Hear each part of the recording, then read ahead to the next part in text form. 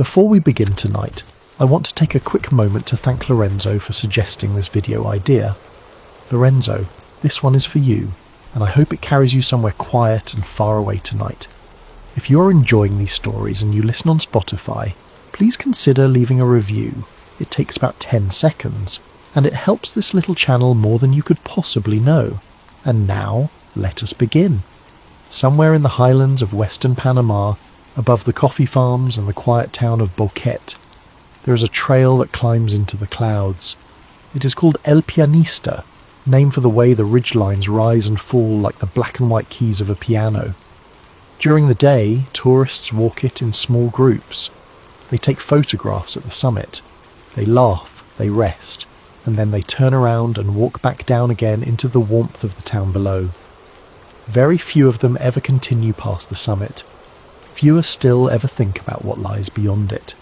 Tonight, we're going to think about it together, slowly, carefully.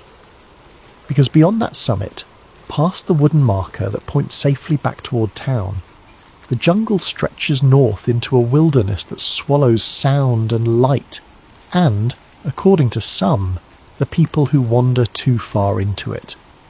This is the story of two young women who walked up that trail on a bright afternoon in April of 2014, and who never walked back down.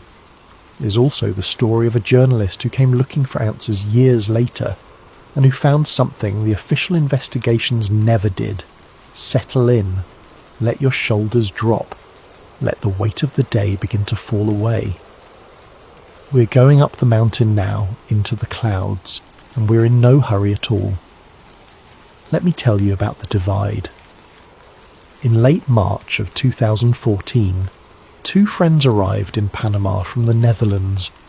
Their names were Kremers, who was 21 years old, and Froon, who was 22.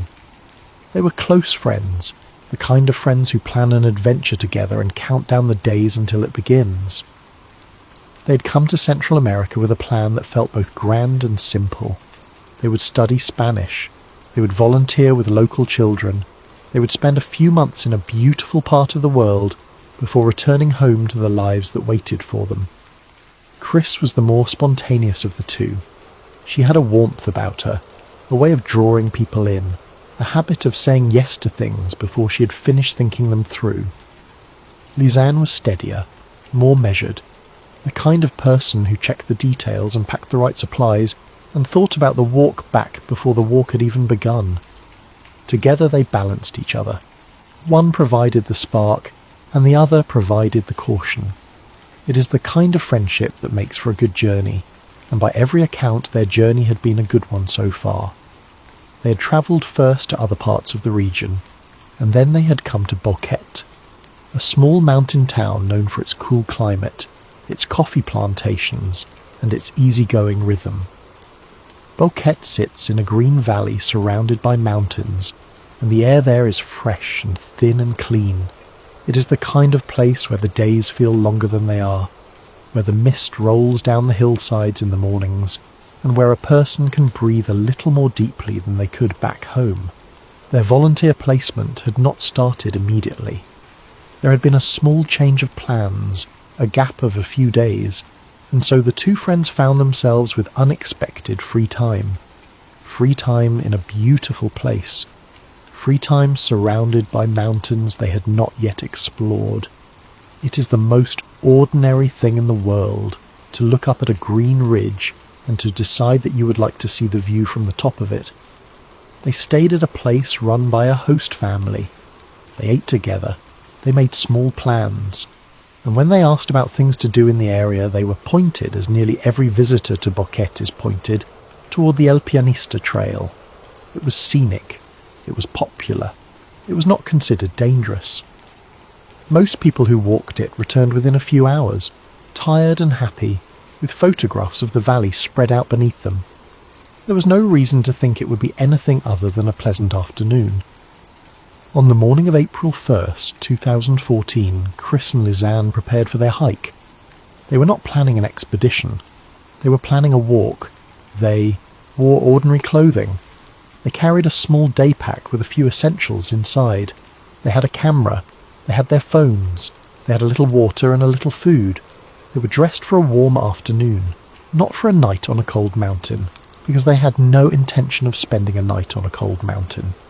Before they left, they spent a short while with a local dog, a friendly animal that sometimes accompanied hikers, part way up the trail, and then turned back on its own. The dog would walk with them for a time. This small detail, so ordinary, would later become one of the many strange threads in the story, because when the dog eventually returned to town, it returned alone. They set off in the early afternoon. This too is worth pausing on. An early afternoon start does not leave a great deal of daylight for a long hike. It suggests that they intended to be back before dark. It suggests a short walk, a summit, a few photographs, and a return. Everything about their preparation points to a casual outing, the kind that thousands of visitors complete every year without incident. The trail begins gently. It winds up through farmland and forest, climbing steadily, passing beneath a canopy that filters the sunlight into soft green shapes on the ground. There are streams to cross. There are muddy patches after rain. There are places where the path narrows and the trees close in, and places where it opens onto views of the valley falling away below. We know a great deal about what happened next, because the camera survived. The camera survived, and the camera remembered. The photographs from that afternoon are at first exactly what you would expect. They show two young women enjoying a beautiful hike. They show narrow paths winding through the cloud forest. They show rivers cutting silver lines through the green mountains. They show the two friends smiling, relaxed, happy, standing at the summit with the world spread out behind them. There is nothing ominous in these images. There is no sign of trouble. There is only the ordinary joy of a good day in a beautiful place. At the summit, they reached the point where most hikers turn around. Behind them lay the trail back to Boquete, the safe descent, the warm town, the waiting dinner. Ahead of them lay something else entirely. Ahead of them, the trail continued down the far side of the ridge, crossing what is known as the Continental Divide into a wilder and far less travelled region of the forest. The Continental Divide is not just a line on a map. It is a real and meaningful boundary. On one side, the waters flow toward one ocean. On the other side, they flow toward another. But more than that, it marks a transition. On the Boquete side, the trail is known, walked, maintained by the passage of many feet. On the far side, the paths grow faint and tangled. The forest grows denser. The terrain grows steeper and more treacherous. Streams become rivers. Rivers cut into deep ravines. The land becomes a maze of green. For reasons that no one has ever fully explained, Chris and Lisanne did not turn around at the summit. They kept walking. They crossed the divide, and they descended into the wilderness beyond. Why? That question sits at the very heart of this story, and it has never been answered. Perhaps they simply wanted to see a little more. Perhaps the trail beyond the summit looked inviting, a gentle continuation rather than a plunge into the unknown. Perhaps they lost track of how far they had gone. Perhaps they thought the path would loop around and bring them back. Perhaps they were simply enjoying themselves too much to stop. Whatever the reason, they crossed a line that afternoon, and after they crossed it, the photograph stopped. The camera fell silent for a time, and then, hours after the last daytime photograph was taken, one of their phones did something that transformed a pleasant afternoon into a nightmare. It tried to call for help. At approximately 4 in the afternoon on that first day, an attempt was made to reach emergency services. The Dutch emergency number was dialed. Then the local Panamanian emergency number was dialed. The call did not connect properly. High in those mountains, deep in that forest, there was almost no signal at all. The phones searched and searched for a network that was barely there, catching a faint thread of connection for a moment and then losing it again. Think about what that single fact tells us. Only a few hours after standing at the summit smiling for photographs, something had gone wrong enough that they were trying to call for help. Something had changed. The line between an ordinary afternoon and an emergency is often razor thin, and somewhere on the far side of that divide, in the space of a few hours, they had crossed it. Over the days that followed, the phones kept trying. This is one of the details that makes the case so haunting. It was not a single call. Over the course of many days, repeated attempts were made to reach emergency services. Some days there were multiple attempts. The phones were turned on, held up perhaps to catch a signal, dialed, and then turned off again to save the battery. On and off, day after day. For a period of time then, at least one of them was alive, conscious, and deliberately trying to summon help. Someone was pressing those buttons. Someone was hoping.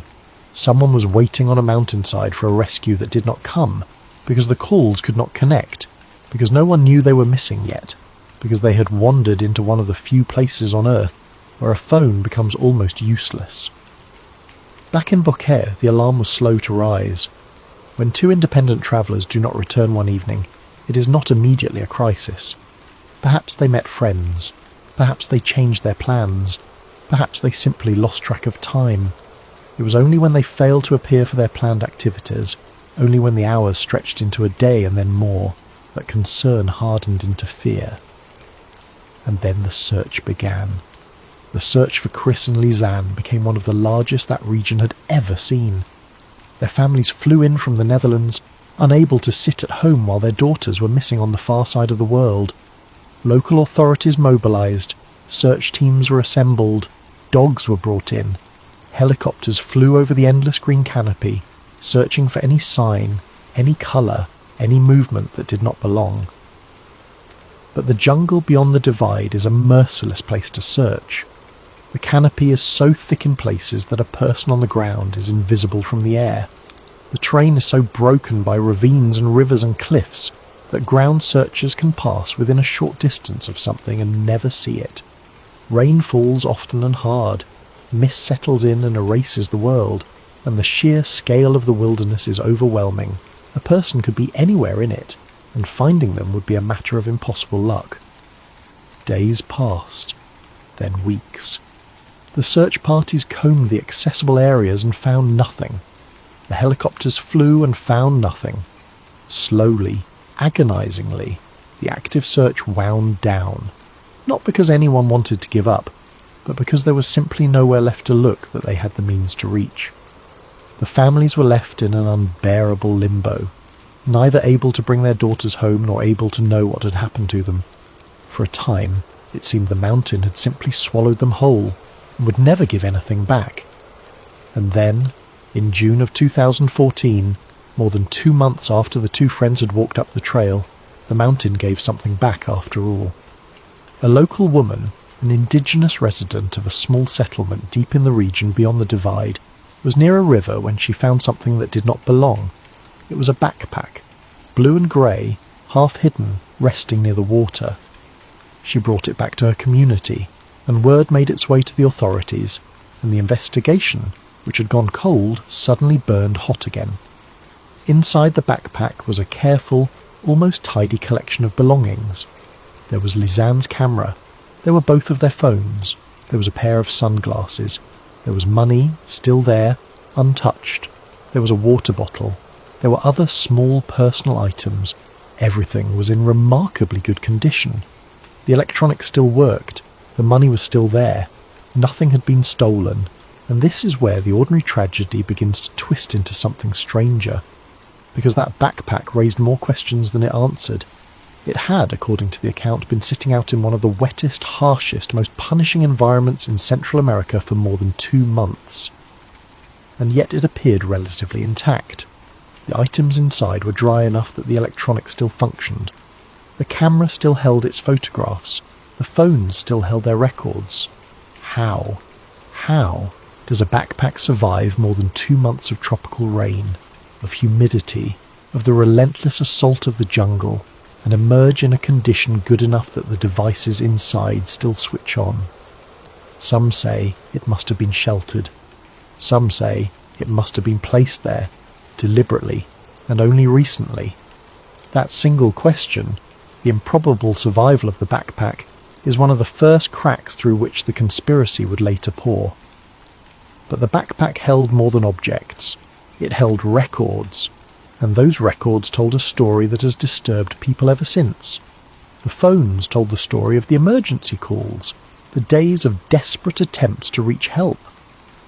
And the camera, when investigators finally examined its memory, told a story that no one was prepared for, because among the photographs was a series taken not during the day, but in the dead of night, several days after the two friends had gone missing. Let me describe them to you, as gently as I can, because they are among the most unsettling images in any missing persons case anywhere in the world. There are a great many of them, taken in the deep hours of a single night, days into the ordeal. And they show darkness. They show dense vegetation caught in the sudden white light of a camera flash. They show rocks and mud and the trunks of trees. They show what appears to be plastic bags and small items arranged on the ground. They show in one image the back of a head, hair in the darkness and nothing else. And they show flashes fired into empty forest, into the black spaces between the trees, illuminating nothing but leaves and shadow. No one has ever definitively explained why these photographs were taken. Why would two people, lost and frightened in the jungle at night, take dozens upon dozens of flash photographs of darkness and rocks and vegetation? The most common explanation, and a plausible one, is that they were using the camera flash as a source of light. In the total darkness of the jungle at night, a camera flash is a bright, brief burst of illumination. Perhaps they were trying to signal for help, sending flashes up into the sky in the hope that someone might see them. Perhaps they were trying to see their surroundings, to find their way, to locate something they had dropped. Perhaps they were simply trying to mark the passage of the night, to leave a record, to do something, anything, rather than sit in the dark and wait. That is the reasonable explanation, and it may well be the true one. But the conspiracy theory, the story we are following tonight, hears those flashes differently. It looks at those photographs of light fired into empty forest, and it asks a different question. What if they were not signalling upward for rescue? What if they were illuminating something? What if, just beyond the edge of the frame in the darkness the flash could not quite reach, there was something they were trying to see? Hold that question in your mind. Let it settle there, like mist settling into a valley. We will return to it. For now, simply rest, and let the story carry you, and know that beyond the reach of every flash of light in this tale, there is more darkness waiting. In the weeks and months after the backpack was found, human remains began to be recovered from the region. They were found scattered in different places, some near the river, some further away. They were examined. They were, in time, identified as belonging to Chris and Lisanne. And so the case reached its official, terrible conclusion. Two young women had gone for a hike, had somehow become lost beyond the divide, and had died in the wilderness, one perhaps sooner, and one perhaps later, alone in the green immensity of the forest. That is the official story. An accident. A tragedy. Two friends who wandered too far and could not find their way back. Most people believe it, and it may well be true. It is important to say that clearly. The most likely explanation for what happened to Chris Kremers and Lisanne Froon is that they became lost in a genuinely dangerous wilderness and could not survive it. The terrain is deadly. The rivers are treacherous. A single fall, a single wrong turn, a single injury far from help, and the outcome becomes almost inevitable. The jungle does not need a conspiracy to kill. It manages perfectly well on its own. But there are those who look at this case and cannot accept that the story ends there. There are too many strange details, too many unanswered questions, too many small facts that do not quite fit together. The improbably intact backpack, the photographs of the night, the money that was never taken, the bones that were found in unexpected places, and beneath all of it, older and stranger, the quiet stories the local people tell about the land beyond the divide, and about the things that are said to happen there. It is those stories we turn to now.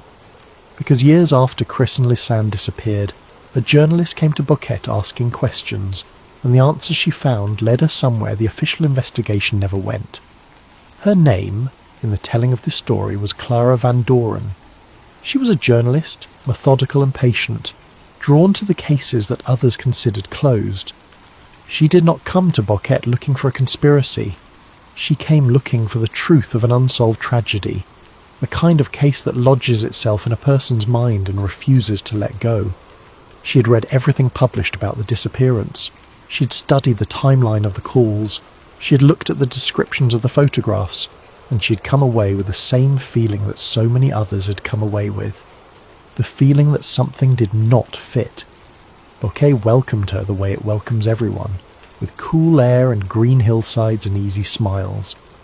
But when she began to ask about the case, and especially when she began to ask about the land beyond the summit of El Pianista, the smiles grew thinner. People who had been happy to talk about coffee and weather and the beauty of the mountains became suddenly busy, suddenly forgetful, suddenly eager to be elsewhere. Most residents refused to speak about it at all, not with anger, but with a kind of careful avoidance, the way people step around a hole in the road without looking directly at it. Van Doren had encountered reluctant sources before, but this was different. This was not the reluctance of people who knew nothing. This was the reluctance of people who knew something and had decided long ago that it was safer not to say it. It was an elderly coffee farmer who finally spoke to her. He was a man who had lived on the slopes of those mountains his entire life, whose family had worked that land for generations. He agreed to talk to her not in the centre of town, but at his own home, in the evening, with the mist coming down and the light fading from the sky. And what he told her reframed everything. He told her that the trail was not the problem. The trail, he said, was known. People walked it. People had always walked it. The El Pianista was safe enough as mountain trails go. That was not what the old stories were about. The old stories, he said, leaning close, were about what lay beyond the trail, what lay beyond the summit, beyond the divide, in the country to the north where the forest grew thick and the paths grew faint.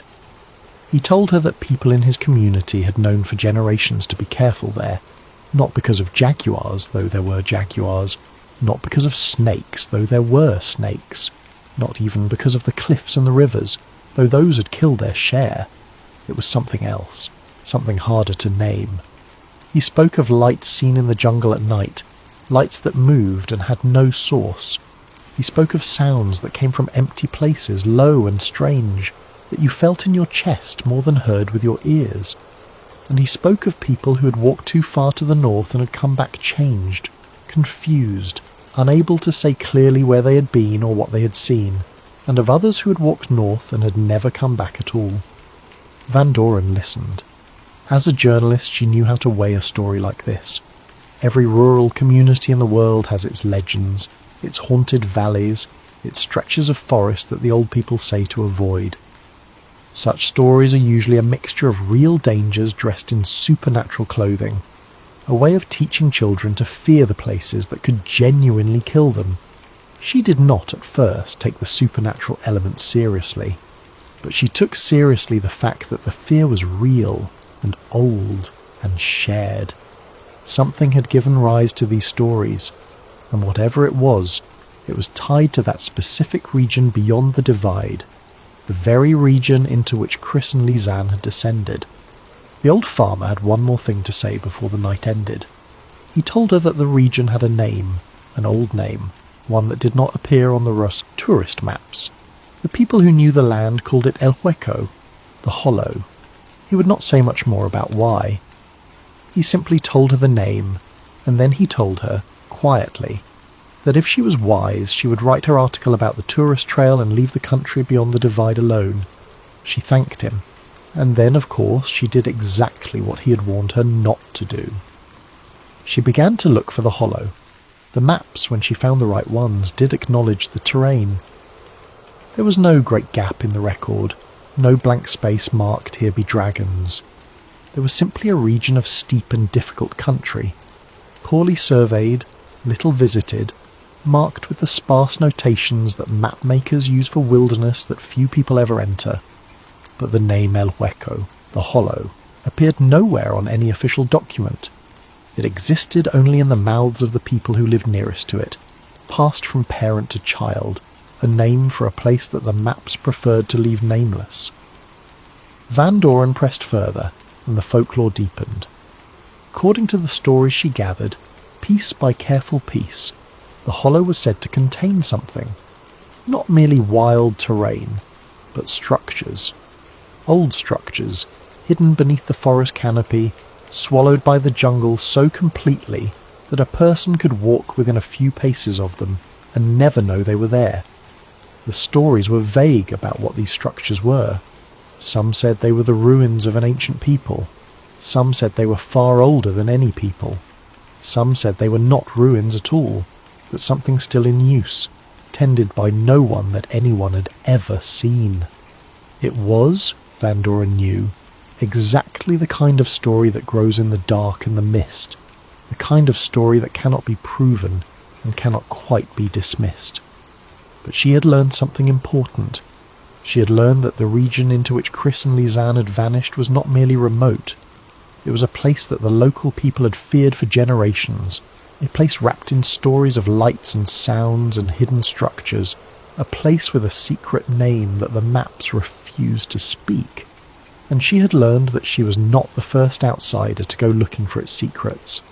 Others had gone before her, and some of them, she would discover, had been sent there by their governments. But before we follow Clara Van Doren deeper into the Hollow, let me pause and let you rest for a moment. You have come a long way up this mountain tonight. You have crossed the summit and the divide. You are somewhere in the green country beyond, where the mist moves between the trees and the maps grow quiet. There is no need to hurry. There is nothing you need to do. Let your breathing slow. Let the mountain hold you. And when you are ready, we will go on, gently, into the deeper dark. Van Doren returned again and again to the photographs of the night. She could not let them go. She obtained the fullest description she could find, studied the sequence of them, the timing, the sheer number.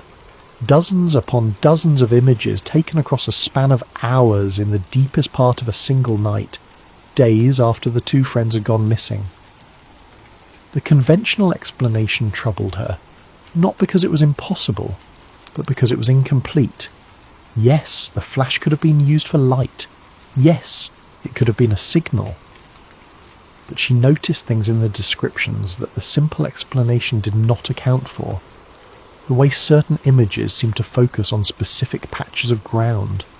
The way the flashes fired again and again into the same empty stretches of forest, as though photographing not the darkness itself, but something the darkness contained. The way the whole sequence had a quality less of panic and more of purpose, as though whoever held the camera was documenting something, deliberately, carefully, in the last hours available to them. Conspiracy forums, she found, had spent years dissecting these images, and a recurring theory had emerged from those endless discussions. The theory held that the photographs were not signals fired upward toward rescue, but illuminations fired outward toward something present in the forest that night. That the two friends, or one of them, had become aware of something beyond the edge of the firelight, and had been using the only tool they had, the camera flash, to try to see it, to catch a glimpse, to leave a record of what was out there in the dark with them. It was a chilling idea, and Van Doren was too disciplined a journalist to simply accept it. But she could not entirely dismiss it either. Something had happened during that night. Something had prompted a person, exhausted and afraid and dazed into a desperate ordeal, to raise a camera again and again and fire its flash into the surrounding forest. And whatever that something was, it had left no trace that anyone could name, only the images themselves, the flashes into empty green, the record of a night no one survived to explain. She widened her investigation. If the local stories were true, if the region beyond the divide had a history of strange phenomena, then perhaps that history had been noticed by someone other than farmers and hikers.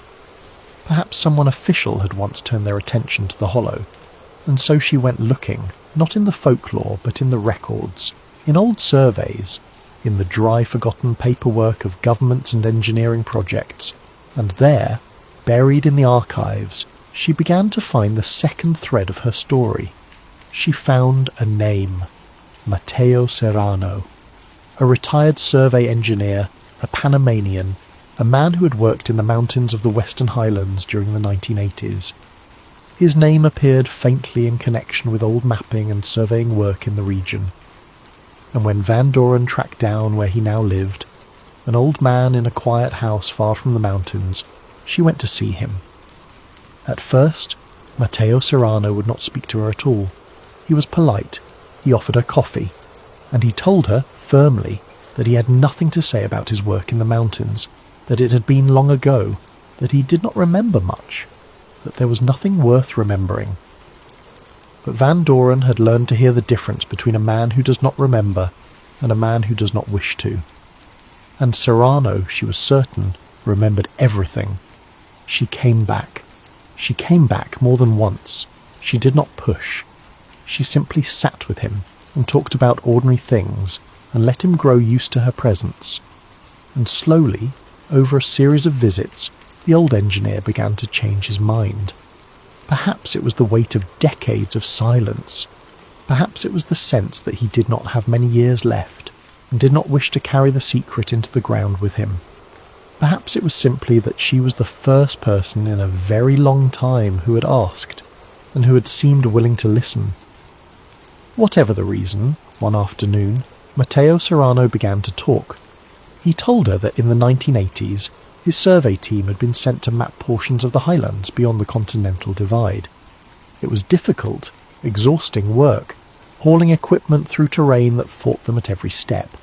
And in the course of that work, they had found things that were not supposed to be there, things that did not fit the geology of the region or the history of the people who had lived there. He described geometric stone terraces, cut and fitted with a precision that did not match any known local building tradition. He described the collapsed mouths of tunnels leading down into the earth that no one could explain. He described clearings in the forest that were too regular, too deliberate to be natural, yet showed no sign of recent human use. And he described something stranger still. In certain places, near these formations, their instruments failed. Compasses spun or drifted. Radios filled with static or fell silent entirely. There were, he said, electromagnetic disturbances in the region, localized zones where the ordinary rules of navigation and communication seemed not to apply. Van Doren asked him what had become of these discoveries. Where were the reports? Where were the maps? And here the old man's voice grew quiet. There were no reports, he told her. Or rather, there had been, but they had not been theirs to keep. The unusual formations, the anomalies, the sites where the instruments failed, all of it had been quietly separated from the ordinary survey work. His team had been instructed clearly and firmly never to include these things in the official record. The relevant materials had been handed over to government officials, and after that, nothing. No published reports, no follow-up, no acknowledgement that any of it had ever existed. It was as though his team had walked into the mountains, found something extraordinary, and then been asked to forget that they had seen it. He had done as he was told. For decades he had kept his silence, but he had never forgotten. And now, an old man in a quiet house, he told Clara Van Doren everything he could remember, and in doing so he handed her the thread that connected the folklore of the Hollow to the machinery of the state. Because if the local stories spoke of lights and sounds and hidden structures, and if a government survey team had found stone terraces and collapsed tunnels and electromagnetic anomalies in the very same region, then perhaps the two were describing the same thing, and perhaps someone in a position of authority had known about it for a very long time, and had gone to considerable trouble to keep it hidden. Van Doren left Serrano's house with a single question burning in her mind. If the government had taken those survey materials in the 1980s, then what had they done with them? Had they simply filed them away and forgotten them? Or had they acted on them? Had someone at some point decided to look more closely at the anomalies in the mountains beyond the divide? And if so, what had they found? The answer, when she finally uncovered it, came in the form of 2 words that would haunt the rest of her investigation: Operation Threshold. It took months of careful work to find it. Van Doren followed the paper trail from Serrano's survey work into the deeper archives, into the records of joint projects and half-forgotten government initiatives from the later years of the Cold War. And there, in fragments, in scattered references, in documents that had escaped destruction by simple bureaucratic accident, she assembled the outline of a project that had officially never existed under any name the public would recognise. Officially, when it was mentioned at all, the operation was described in the driest possible terms.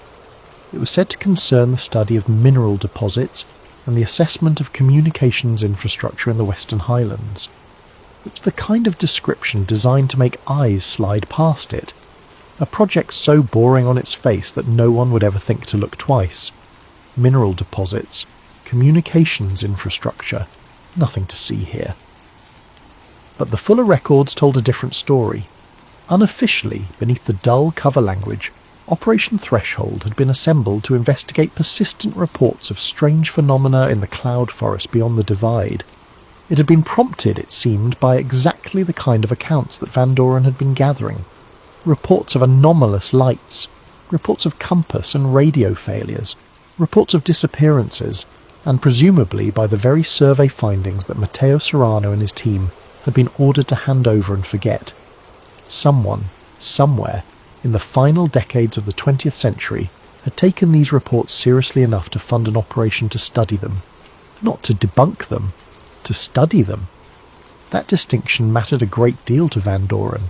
Governments do not, as a rule, spend money and personnel investigating peasant folklore. Something in those reports had been credible enough and troubling enough to warrant a formal, if deeply secret, response. The project had a code name, and the code name itself was suggestive. Threshold. A threshold is a boundary, a line between one place and another, a doorway. It is the point at which you cross from inside to outside, from known to unknown, from one state into another. Whoever had named the operation had chosen a word that spoke of crossing over, of passing through, of a divide between 2 kinds of space, and the operation concerned a region that sat directly on the Continental Divide, a place the local people already thought of as a boundary between the safe world and something else. Van Doren threw herself into recovering everything she could about Operation Threshold, but she quickly discovered that she was too late by decades. The project had generated a great deal of documentation, hundreds of pages of notes, observations, measurements, and reports, and almost all of it was gone. The archive of Operation Threshold had been dismantled, whether through deliberate destruction, through the ordinary attrition of time and neglect, or through some combination of both. The great bulk of the material had simply vanished. What remained were fragments, loose pages that had been misfiled and thereby survived, copies that had been made and forgotten, references in other documents to materials that no longer existed. She was not reading the story of Operation Threshold. She was reading its ashes, sifting through what little had escaped the fire. But even the ashes were extraordinary, because the fragments that survived, disconnected as they were, kept returning to the same themes, the same phenomena, the same warnings. Again and again, across the surviving pages, the same categories of strangeness appeared. There were repeated references to compass failures, instruments that would not point true, navigation that became impossible in certain zones, as though the very ground beneath the researchers' feet were pulling their needles astray. There were references to missing livestock, to animals that wandered into the region and did not come out, a detail that echoed the old farmers' stories with uncomfortable precision. There were references to unexplained lights, described in the clinical language of official reports, but unmistakable in their meaning, luminous phenomena observed at night with no identifiable source. And there were references to abrupt weather shifts, to conditions that changed with unnatural speed, Mist rising from nowhere, temperatures dropping without warning, storms assembling out of clear skies. Any one of these could be explained away. Compasses can be affected by mineral deposits in the rock. Livestock can wander off and die. Lights can be misidentified. Weather in the mountains is notoriously changeable, but it was the accumulation of them, the same phenomena reported over and over by trained observers across the span of the operation, that gave the fragments their weight. These were not the fearful imaginings of villagers. These were the recorded observations of a government research project, and they described the same wilderness with the same fears that the folklore had described all along. And then there was the line, the single line that appeared, in one form or another, again and again throughout the surviving fragments, underlined in some copies, repeated in others, passed like a warning from page to page. Do not proceed beyond marker 7 after dusk. Marker 7. Van Doren did not know at first what marker 7 was. It seemed to be a survey point, a location within the region that the operation had designated with a number, one of a series of markers laid out across the terrain.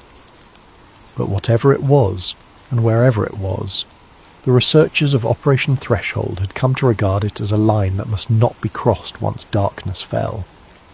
Not a suggestion, not a guideline, a rule, repeated so often that it had clearly been learned the hard way. Do not proceed beyond marker 7 after dusk. She could not help but think of Chris and Lizanne, two young women who had crossed a different marker, the summit of El Pianista, and continued on past it into the region beyond. Who had perhaps kept walking as the afternoon wore on toward evening? Who had perhaps been somewhere in that forbidden country as dusk came down? Had they, without ever knowing it existed, proceeded beyond their own marker 7 after dark? Had they crossed a threshold that the researchers of Operation Threshold had learned, through hard experience, never to cross? Van Doren now had two halves of a story that fit together too well to ignore. On one side, the folklore of the Hollow, the local stories of lights and sounds and hidden structures, the fear passed down through generations. On the other side, the machinery of the state, the survey findings, the secret operation, the recorded anomalies, the warning about marker 7. And sitting between them, at the exact point where folklore met government secrecy, was the disappearance of two young women who had walked into that region on an ordinary afternoon and had never walked out. To go further, she would need more than fragments and folklore. She would need to reconstruct as precisely as she could exactly where Chris and Lisanne had gone. And for that, she turned back to the one witness that had been present the entire time. The camera. Rest with me here a moment before we go into the canyon. You're very deep in the story now, and very deep in the mountains. The town of Boquete is far behind and far below. Around you is only the forest, and the mist, and the quiet. There is nothing to fear in this place tonight. You are only listening. You are only resting. Let the next part of the story come to you slowly, like the light of a flash fired gently into the dark. Breathe, and let us go on. The camera had recorded more than images. Like most cameras, it had recorded data about each photograph, the time it was taken, the settings used, and, in the way that Van Doren pieced the story together, information that could be used to reconstruct the movements of the two friends across their final days. She worked with what could be recovered from the metadata, cross-referencing the timing of the daytime photographs, the timing of the night photographs, and the geography of the region, building a picture of where they had been and when. The daytime photographs traced their ascent up the El Pianista, their arrival at the summit, and their descent down the far side, across the divide, into the region beyond. That much was expected. But as Van Doren extended the reconstruction, following the thread of the data toward its end, she noticed something that stopped her cold. The final photographs did not point back toward the trail. If the two friends had been trying to find their way home, one would expect their final movements to trend back toward the summit, back toward the known path, back toward Boquete. Instead, the reconstructed route bent away from the trail entirely.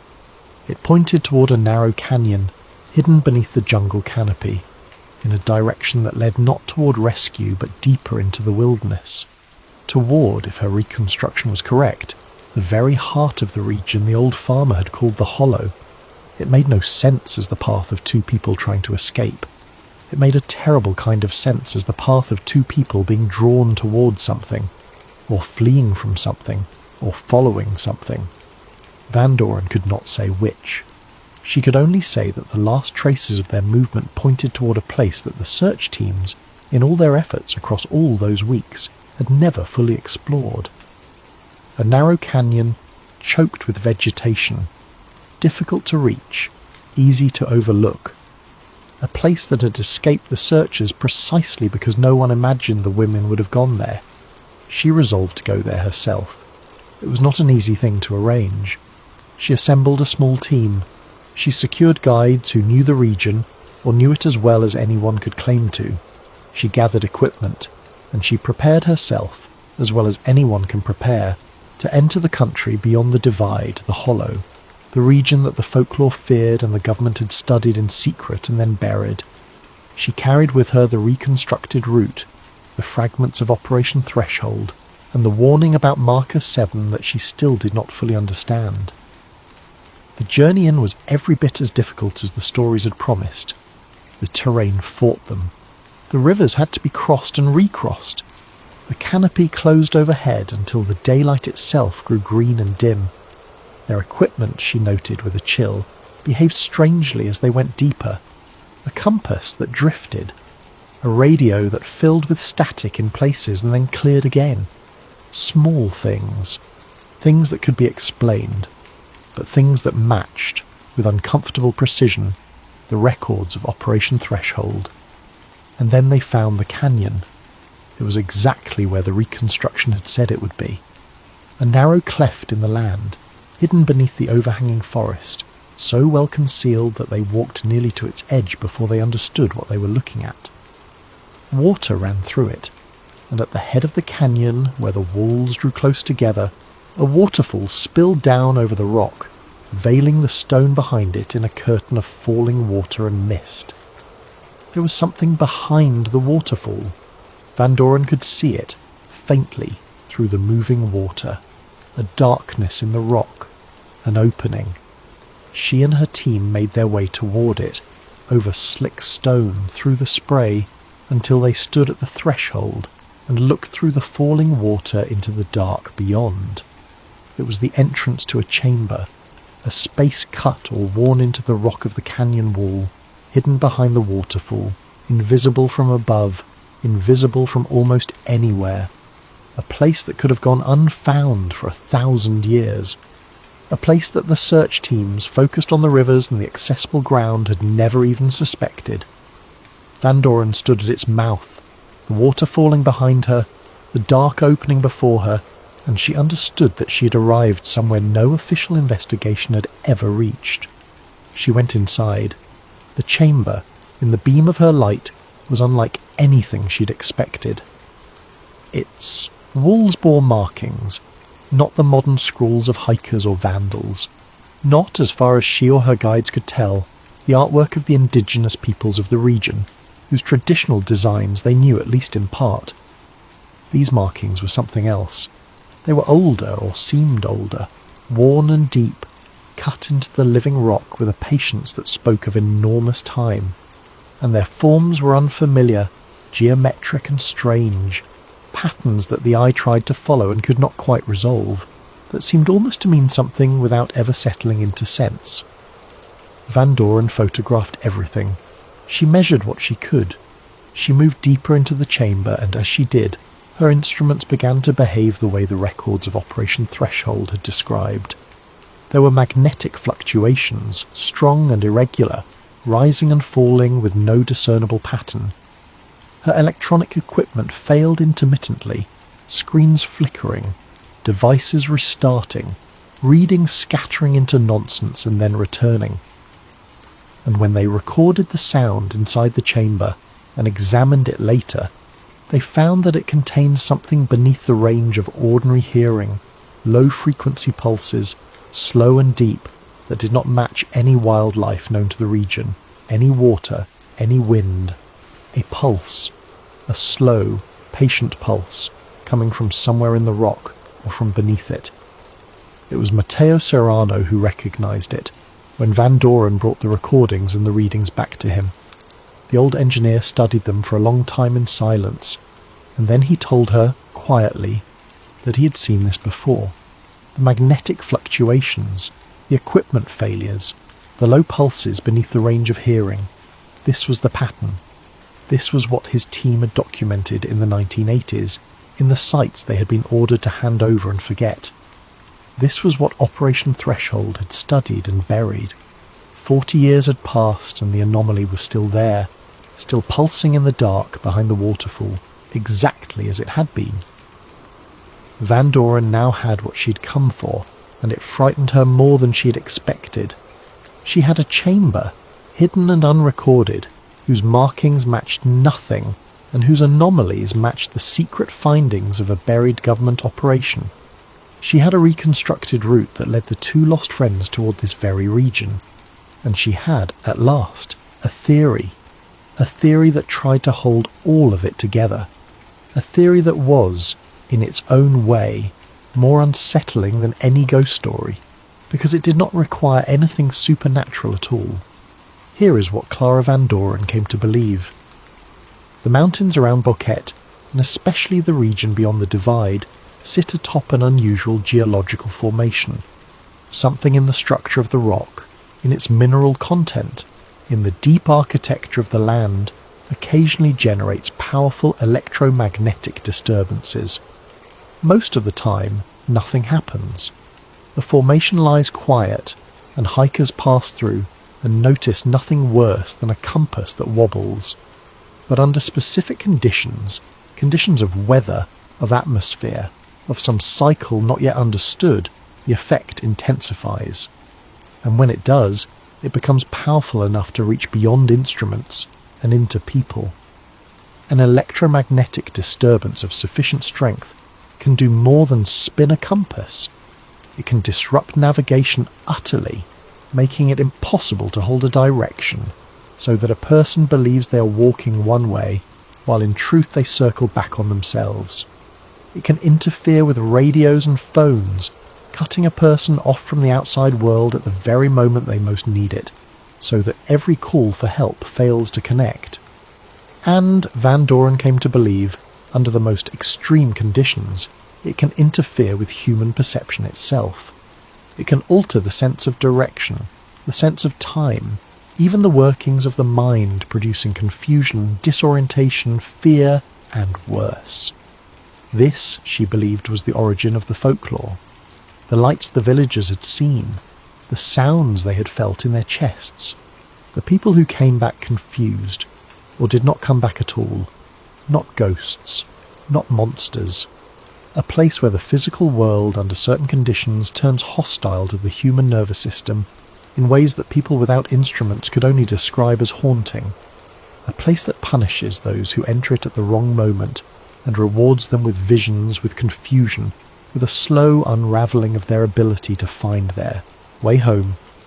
And this, she believed, was what had happened to Chris and Lisanne, two young women who had crossed the divide on an ordinary afternoon and walked, without any way of knowing it, into one of these zones at one of these moments. Their phones had failed to connect, not through simple lack of signal, but through active disturbance. Their sense of direction had betrayed them, so that every attempt to walk back toward the trail carried them deeper instead. Their nights had become filled with a wrongness they could not name, a presence at the edge of the firelight that drove them to raise a camera and fire its flash into the dark, trying to see what their disturbed senses insisted was there. They had not simply become lost. They had been lost actively by the place itself. It was a theory. Van Doren was careful, even in her own mind, to call it that. She could not prove it. She could point to the anomalies, to the records, to the reconstructed route, to the chamber behind the waterfall. but she could not prove that the two friends had died because the mountain itself had turned against them. She could only say that it fit. It fit the folklore, and it fit the government's secret findings, and it fit the strange details of the case that the official explanation had never quite accounted for. And it left one enormous question unanswered. If this was known, if the government had studied it and documented it and understood at least its outlines, then why had nothing ever been said? Why had the region not been marked, warned against, closed? Why had two young women been allowed to walk into it with no warning at all? The answer to that question was the darkest part of the whole story, and it was waiting for her in the last archive she would ever search. Stay with me. We are near the end now, and the end is quiet. You have followed this story all the way into the chamber behind the waterfall, all the way to the edge of the theory that tries to explain it. There is only a little further to go. Let yourself sink a little deeper into rest as we approach the final turns. Nothing here can reach you. You're only listening, only drifting, only letting the last of the story settle over you like mist over a valley at dusk. Van Doren's investigation into the cover-up began with a simple, terrible pattern. As she gathered the histories of the region, she found that Chris and Lisanne were not the first to vanish there. Across the decades there had been others, hikers, workers, travellers, local people, disappearances scattered across the years, each one investigated on its own, each one explained away on its own, each one filed and forgotten before anyone thought to lay them side by side. And when Van Doren did lay them side by side, a shape emerged. Most of the disappearances had been officially attributed to accidents, a fall, a drowning, a person lost in bad weather, reasonable explanations, each of them, for a dangerous wilderness.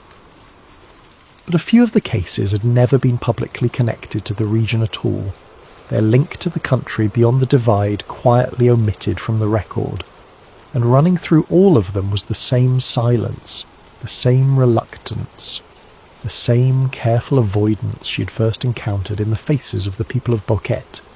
She came to believe that the authorities had known, not everyone, not in detail, but someone, at some level, across the decades, had understood that the region beyond the divide was dangerous in a way that ordinary wilderness was not, that people who went in did not always come out, and that those who did sometimes came out changed.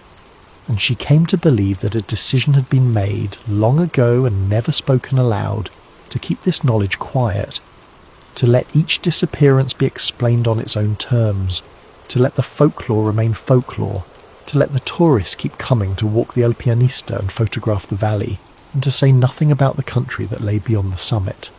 Why? The reasons, when she assembled them, were painfully ordinary. Tourism. The mountains around Boquete drew visitors, and visitors brought money, and money sustained the town. A public warning about a deadly, inexplicable zone in the highlands would have devastated that. And beyond tourism, there was the simple problem of the truth itself. What could they have said? That there was a place in the mountains where compasses failed and minds unravelled and people vanished, and that no one understood why? Such a warning would have caused panic, ridicule, and endless questions that had no answers. Easier, far easier, to say nothing, to let the divide keep its secrets, to let the hollow remain a story that the old people told and the maps refused to name. It was, Van Doren realised, not a conspiracy in the dramatic sense. There was no shadowy council, no grand design. It was something quieter and, in its way, more human. It was a long unspoken agreement to look away, a collective decision, made and remade across the decades by countless small choices, to not ask the questions whose answers no one wanted to hear. And Chris and Lisanne had walked, smiling, into the space that silence had left open. They had been failed not by a monster, but by a warning that was never given. There was one more document. Deep in a forgotten government archive, in a folder that should not have survived, Van Doren found the final page of Operation Threshold. Not the whole report, not the data, not the maps, not the hundreds of pages that had been lost or destroyed. Only the last page, only the conclusion. It was brief. After all the study, all the observation, all the careful recording of anomalies and disappearances, the operation had concluded with a statement of just a few lines. The phenomenon, it said, is real. Its cause remains unknown. Public disclosure is not advised. That was all. 3 short findings, at the bottom of a project that had consumed years and resources and perhaps lives. The phenomenon is real. Its cause remains unknown. Public disclosure is not advised. And beneath that conclusion, where the signatures should have been, where the names of those responsible should have been recorded, there was nothing. No signatures, no names. No one had been willing to put their hand to it. The final word on Operation Threshold. The official acknowledgement that something real and dangerous and inexplicable existed in the mountains beyond the divide had been left unsigned, as though even those who wrote it wished to leave no trace that they had ever known. Van Doren sat with that page for a long time. It confirmed everything and explained nothing. It told her that she had been right, that the phenomenon was real, that the authorities had known. And it told her that the deepest question, the question of what the phenomenon actually was, had defeated even the people who had been paid to answer it. The cause remains unknown. Whatever waited in the hollow, whatever pulsed in the dark behind the waterfall, whatever had reached out across the decades to disorient and consume the people who wandered too far to the north, it had never been understood. It had only been feared and studied and then buried beneath a single unsigned page. Years after she published her investigation, Clara Van Doren returned one last time to the summit of El Pianista. It was, that day, an ordinary place. Tourists passed her on the trail, laughing, breathing hard from the climb, pausing at the summit to take their photographs of the valley spread out below. They had no idea. They walked the same path Chris and Lisanne had walked. They reached the same summit, and then, sensibly, almost all of them turned around and went back down toward Boquete, toward lunch, toward the warm and ordinary world. The trail marker stood where it had always stood, pointing safely back toward town. Follow it, and you would be fine. Almost everyone followed it. But Van Doren stood at the summit and looked the other way. She looked north, past the marker, across the divide to where the jungle stretched away into the clouds. Somewhere out there was the canyon, and the waterfall, and the chamber with its strange markings and its slow, deep pulse. Somewhere out there was Marker 7, and the country beyond it that the researchers had learned never to enter after dark. Somewhere out there was the hollow, quiet now, waiting, as it had waited for generations, for the next person who would cross the divide at the wrong moment and never find their way back. The tourists took their photographs and did not look north. The mist moved between the distant trees, and Van Doren, who now knew more than almost anyone alive about what lay beyond that summit, turned at last and walked back down the trail toward Boquete, carrying with her the one thing she had never been able to lay to rest, the knowledge that the mountain had kept its secret and that it was keeping it still. Most people believe that Chris Kremers and Lisanne Froon were simply lost in the jungle, and they may be right. It may be that there is no chamber behind the waterfall, no Operation Threshold, no unsigned page, no zone where the world turns hostile to the human mind. It may be that 2 young women walked too far on a beautiful afternoon, and paid the price that the wilderness sometimes demands, and that everything else is only the stories we tell to make an unbearable randomness feel like it means something. But according to the conspiracy, the truth is stranger and darker than that. According to the conspiracy, Chris and Lisanne were not simply lost. According to the conspiracy, they were the first people in decades to accidentally find something that others had spent years trying to keep hidden. And somewhere out there, north of the summit, beyond the divide, past the marker that points safely home, the jungle keeps its silence, and the hollow keeps its secret, and the divide between what we know and what we will never know stretches on into the clouds.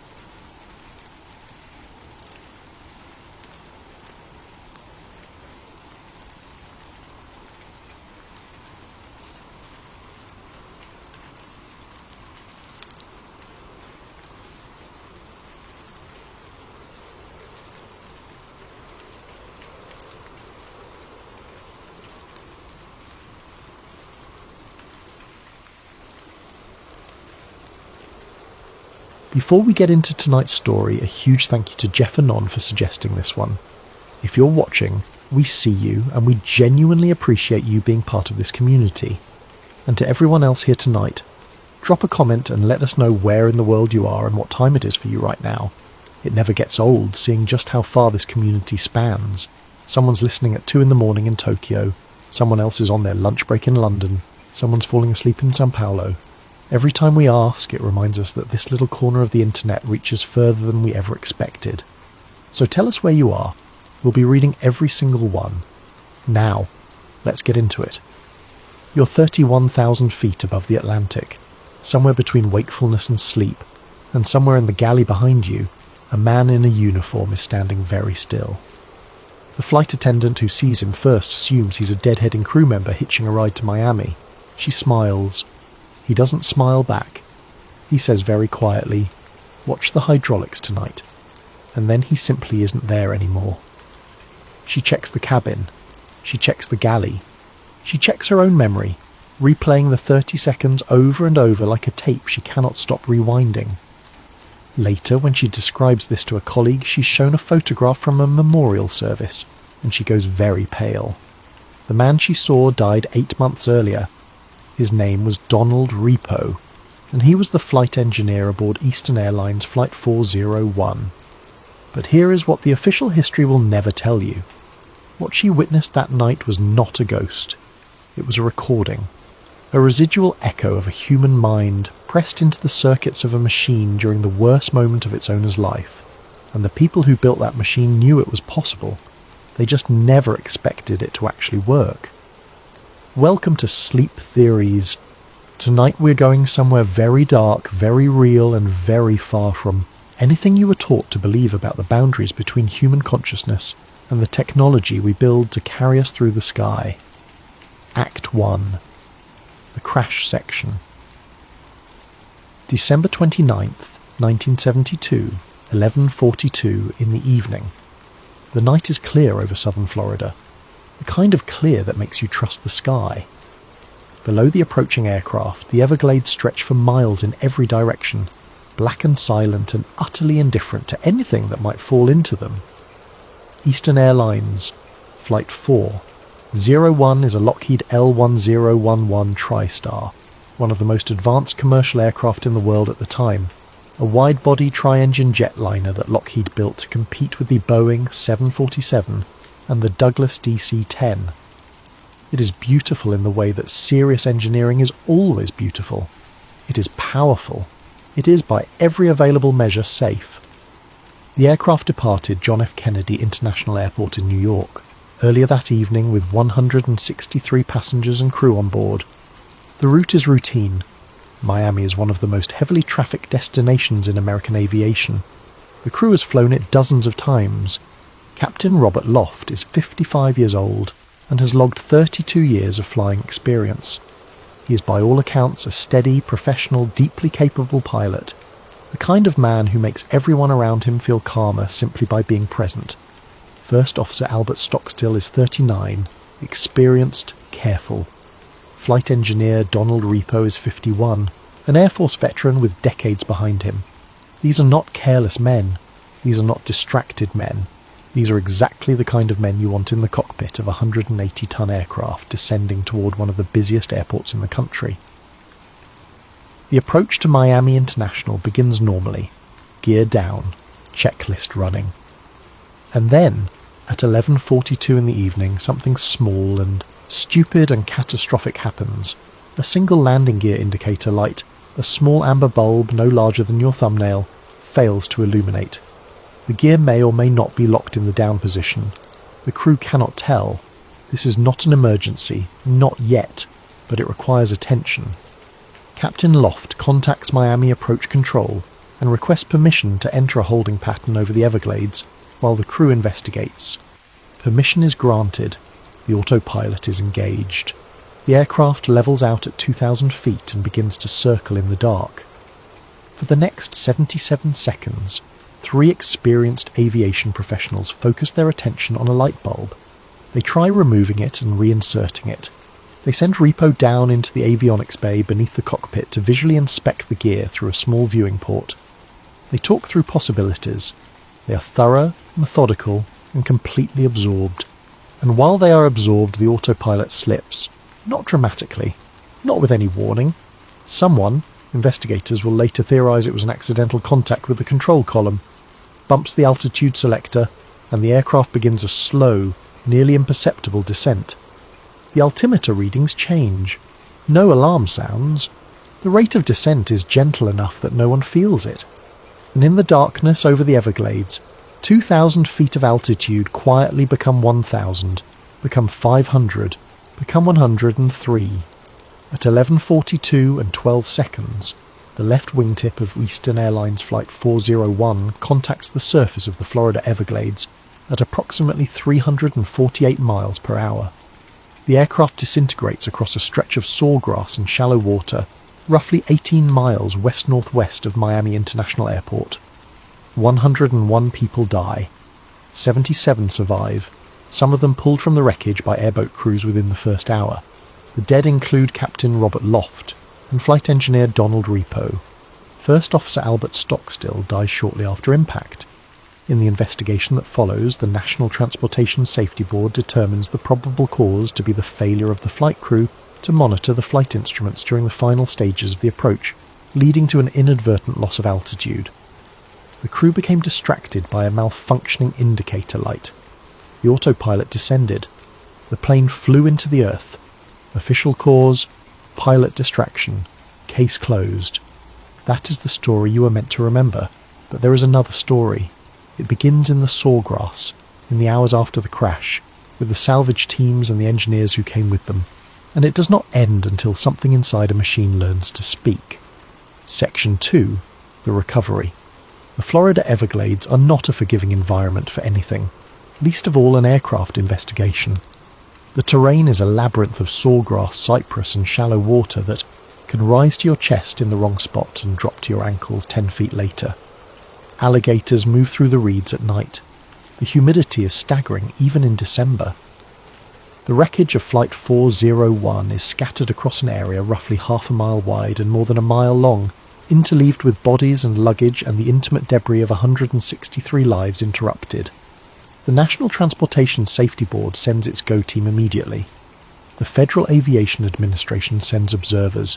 Eastern Airlines sends representatives. And from Burbank, California, Lockheed sends engineers. This is not by itself unusual. When a new aircraft suffers a catastrophic accident, the manufacturer wants people on the ground. They want to know what failed, what held, what the data recorders captured, the L10.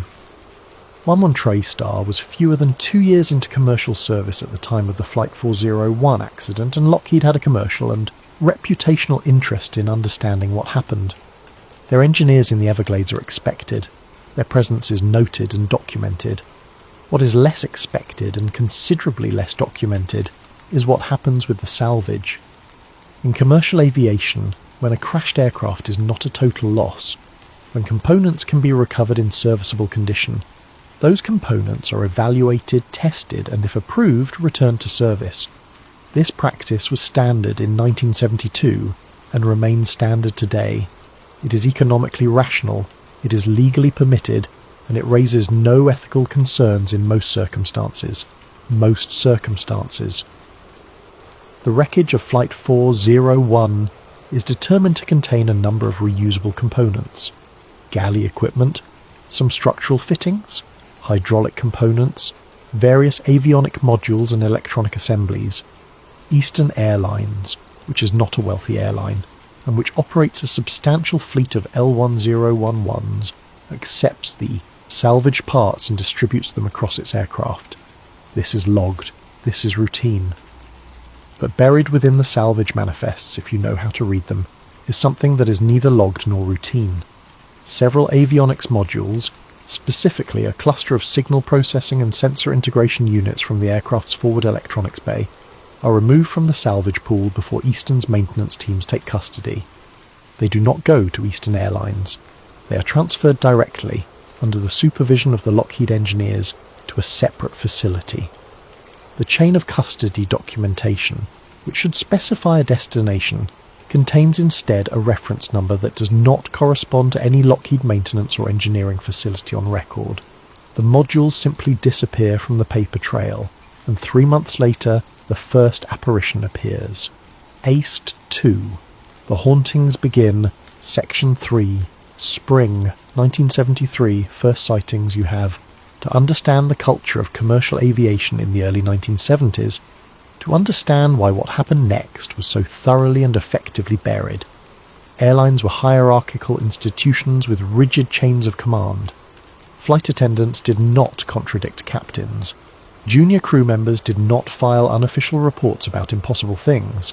And nobody talked to the press about anything that might make the flying public question the safety of the machines that kept the airlines solvent. The industry had been through a brutal stretch of accidents in the late 1960s. Public confidence was a fragile, precious thing. You did not chip away at it with ghost stories, and yet the stories came.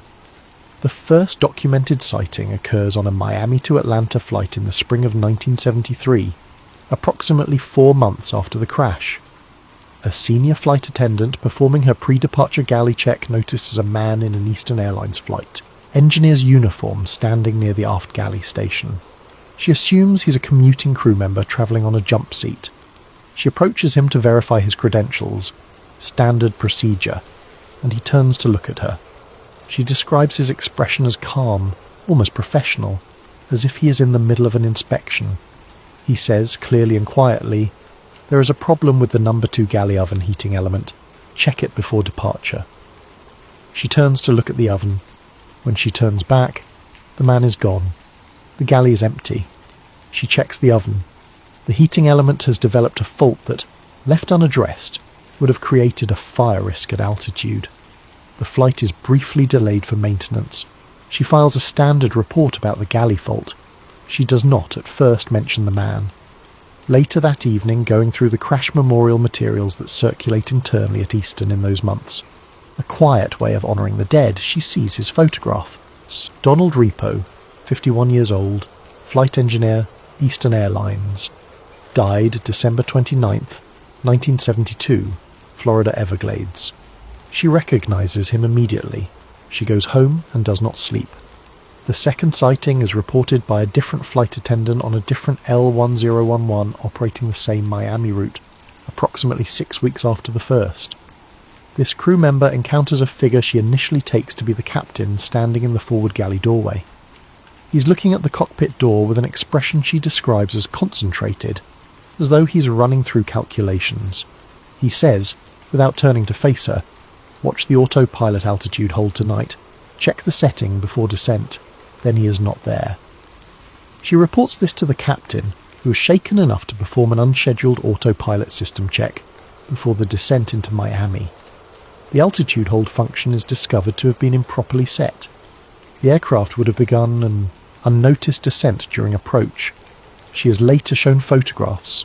The man she saw was Captain Robert Loft, and so it begins. Not a single dramatic event, but a slow accumulation of impossible encounters, each one specific, each one actionable, each one followed within minutes or hours by the discovery of a genuine mechanical issue that the apparition had identified.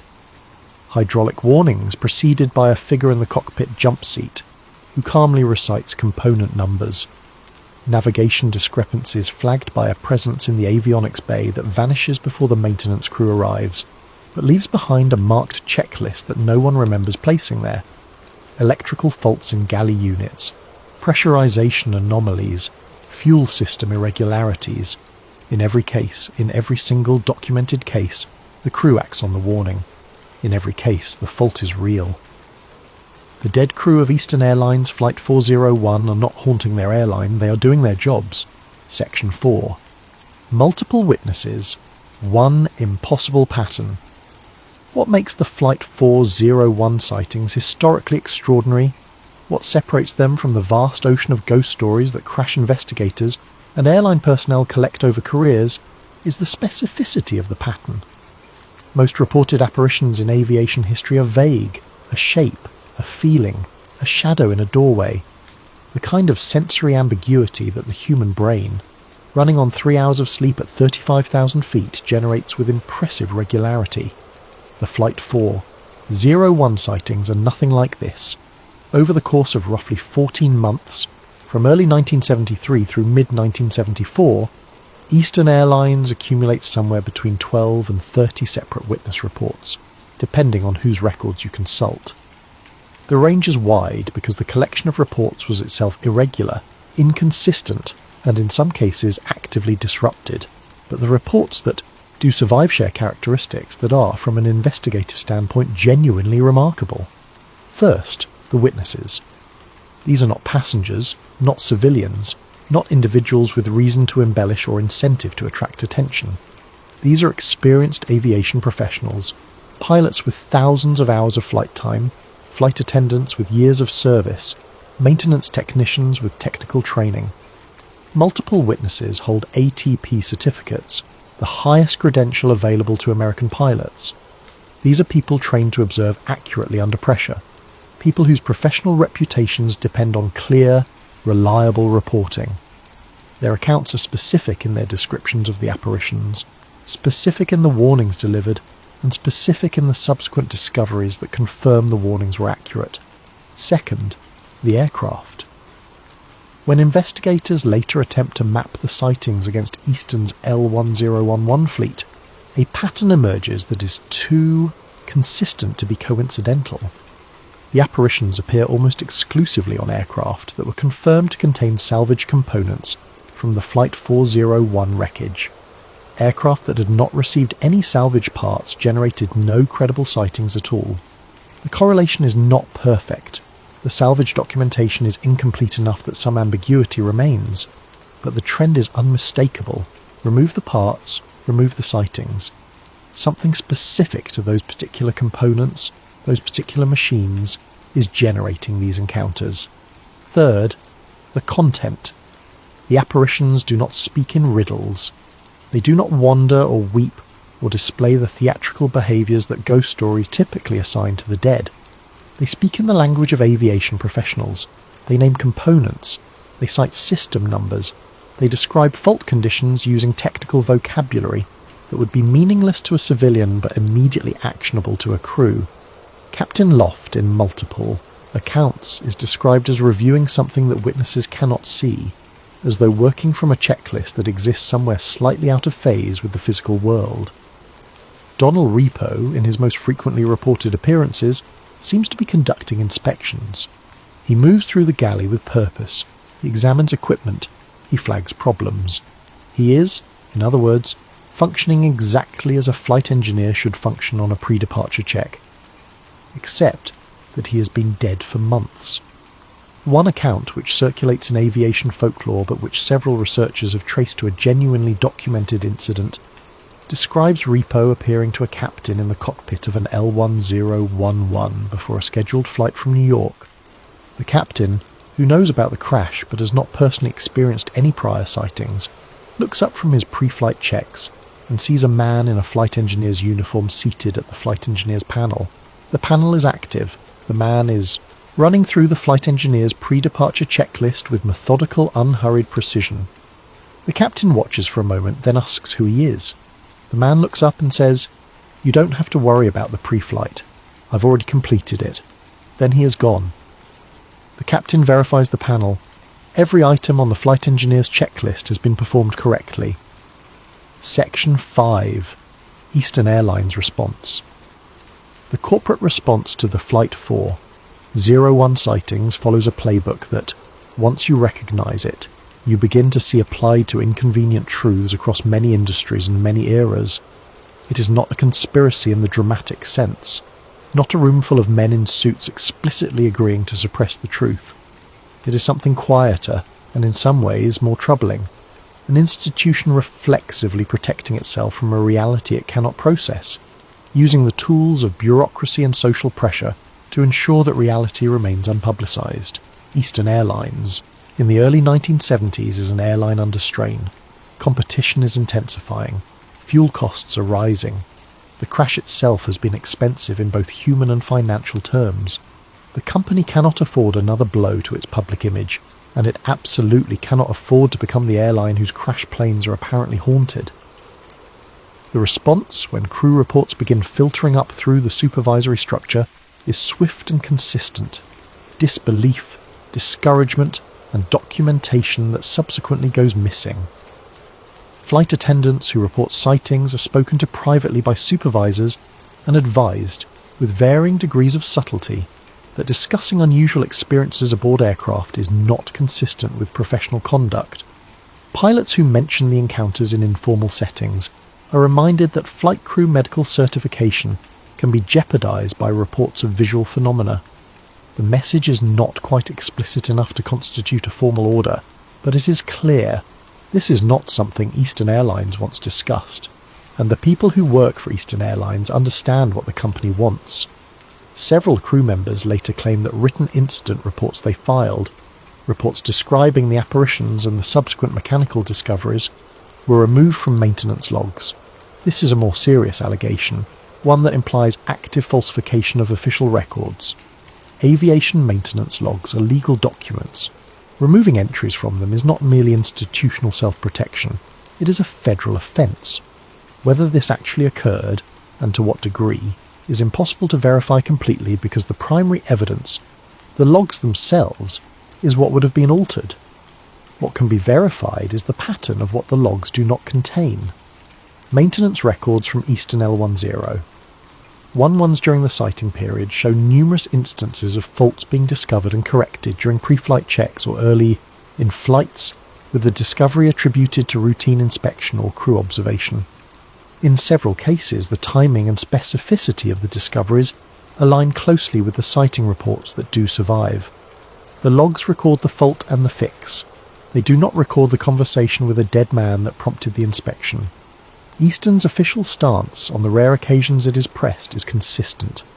The sightings are unsubstantiated rumours, the product of grief, suggestion, and the natural human tendency to find patterns in random events.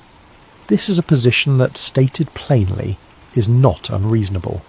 It is also a position that, maintained in the face of the specific, documented, technically accurate warnings that the apparitions delivered, begins to feel less like scepticism and more like a strategy.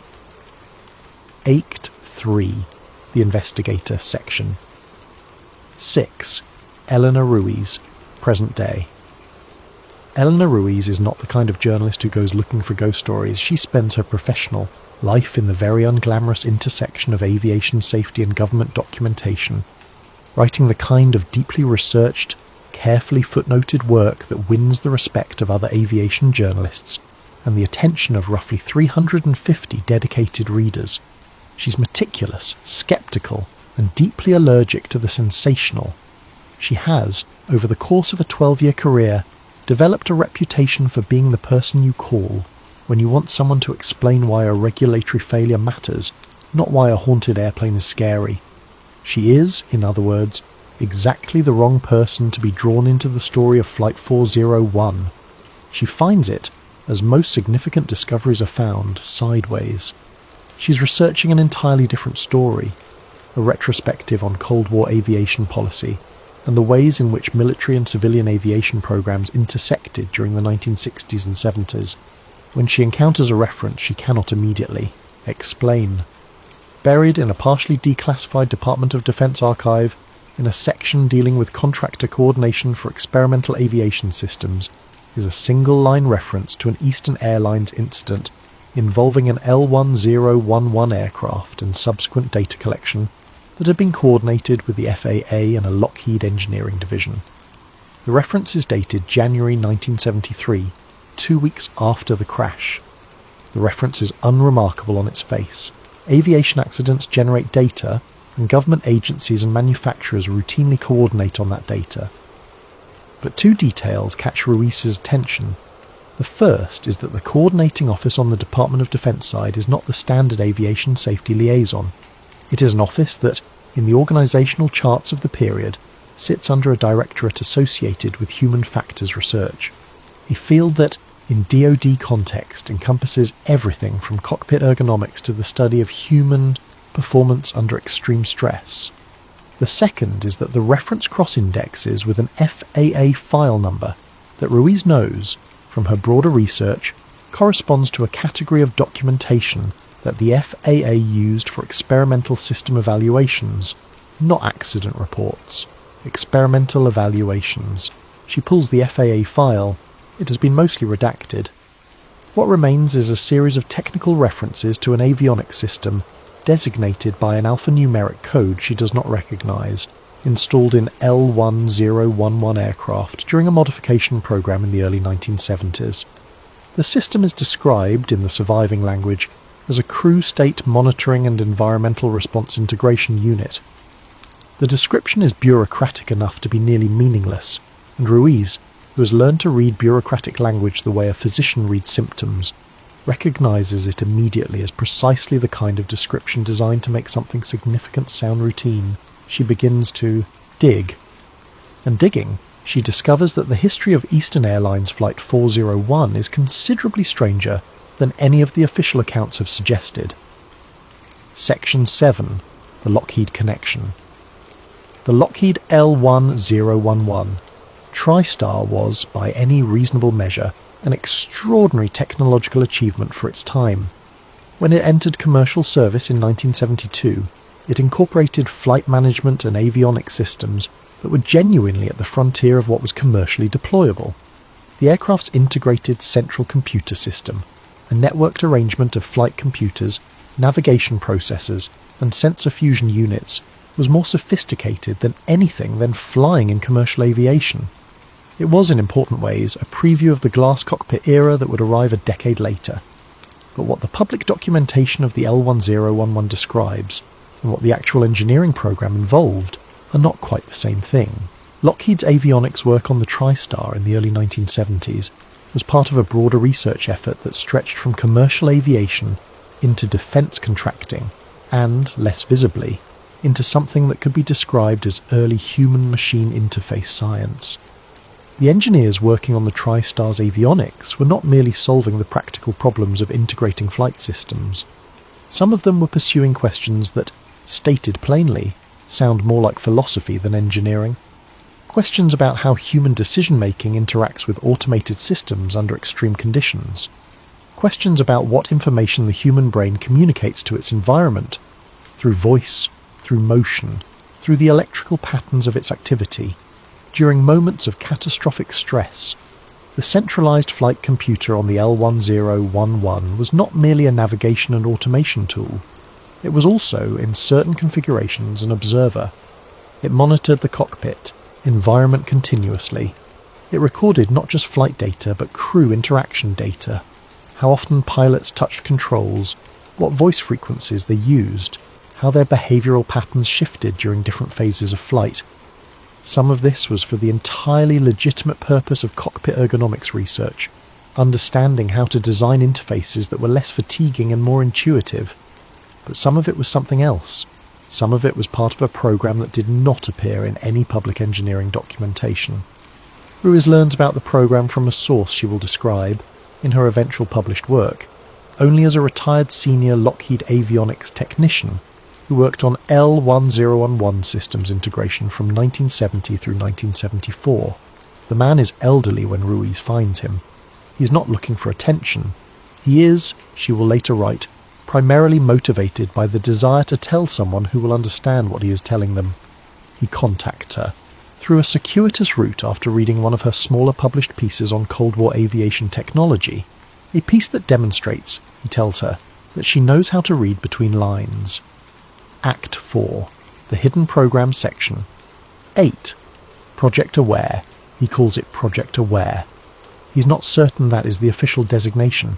He worked on a specific technical subsystem and did not have visibility into the program's full scope, but that is the name his team used internally, and it is the name that appears on the internal documentation he accessed during his time on the project. He describes the program's origins as a product of several converging pressures in the late 1960s. Aviation accidents were increasing, the industry was growing rapidly, and the relationship between human pilots and increasingly automated aircraft systems was generating a new category of accident that investigators struggled to classify clearly. The problem was not that pilots were incompetent. The problem was that highly competent, highly experienced pilots were failing to interact effectively with automated systems during critical phases of flight. They were trusting the automation when they should have been questioning it. They were questioning it when they should have been trusting it. The boundary between human and machine decision-making had become a fault line. Project Aware was, at its most fundamental level, an attempt to understand that fault line from the inside. Not by studying pilot performance after accidents, which was the standard approach, but by instrumenting the cockpit environment during normal and abnormal operations in ways that would capture information about pilot cognition in real time. The crew state monitoring components that Lockheed installed in certain L1011 aircraft during the early 1970s were not merely recording behavioural data. They were attempting to capture something more fundamental, the electrical and acoustic environment of the cockpit, the micro variations in voice pattern that correlate with cognitive load, the patterns of physical interaction with controls that, the researchers hypothesized, might serve as a legible record of what the pilot's nervous system was doing at any given moment. The hypothesis underlying the more ambitious arm of Project Aware was this, that under conditions of extreme stress, the human nervous system communicates with its environment in ways that go beyond the obvious channels of voice and physical action. That the electrical and electromagnetic patterns generated by a brain in crisis, operating at the absolute limit of its capacity, processing catastrophic information at maximum speed, might under the right conditions leave some kind of imprint on the electronic systems in its immediate environment. Not a mystical imprint, not a supernatural one, a physical imprint, an electromagnetic recording, the same way a voice leaves a pattern on magnetic tape. This was not accepted science. Ruiz is careful to make this clear. The researchers involved in this arm of the project were working at the outer boundary of what any rigorous scientific framework of the period would have endorsed, and they knew it. They were not, in their own conception of the work, doing parapsychology or consciousness research in any recognised sense.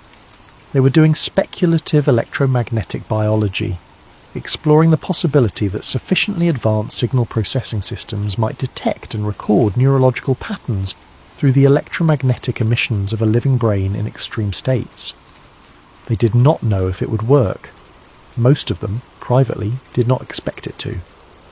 Then, Flight 401 happened. Section 9. The salvaged components. The aircraft that became Eastern Airlines. Flight 401 had been modified as part of the Aware instrumentation program within the 6 months prior to the accident. The modifications were subtle by design. The experimental components were integrated into existing avionics housings, their presence obscured by the normal complexity of the aircraft's electronic systems. The flight crew had no knowledge of them. Eastern's maintenance teams had no documentation distinguishing them from standard system components. Only the Lockheed engineers and the project team knew which specific units carried the experimental hardware. When the aircraft struck the Everglades on December 29, 1972, something happened that the Aware researchers had not predicted and could not, in the aftermath, fully explain. The crash scenario was, in some respects, an extreme version of exactly the conditions the project was designed to study.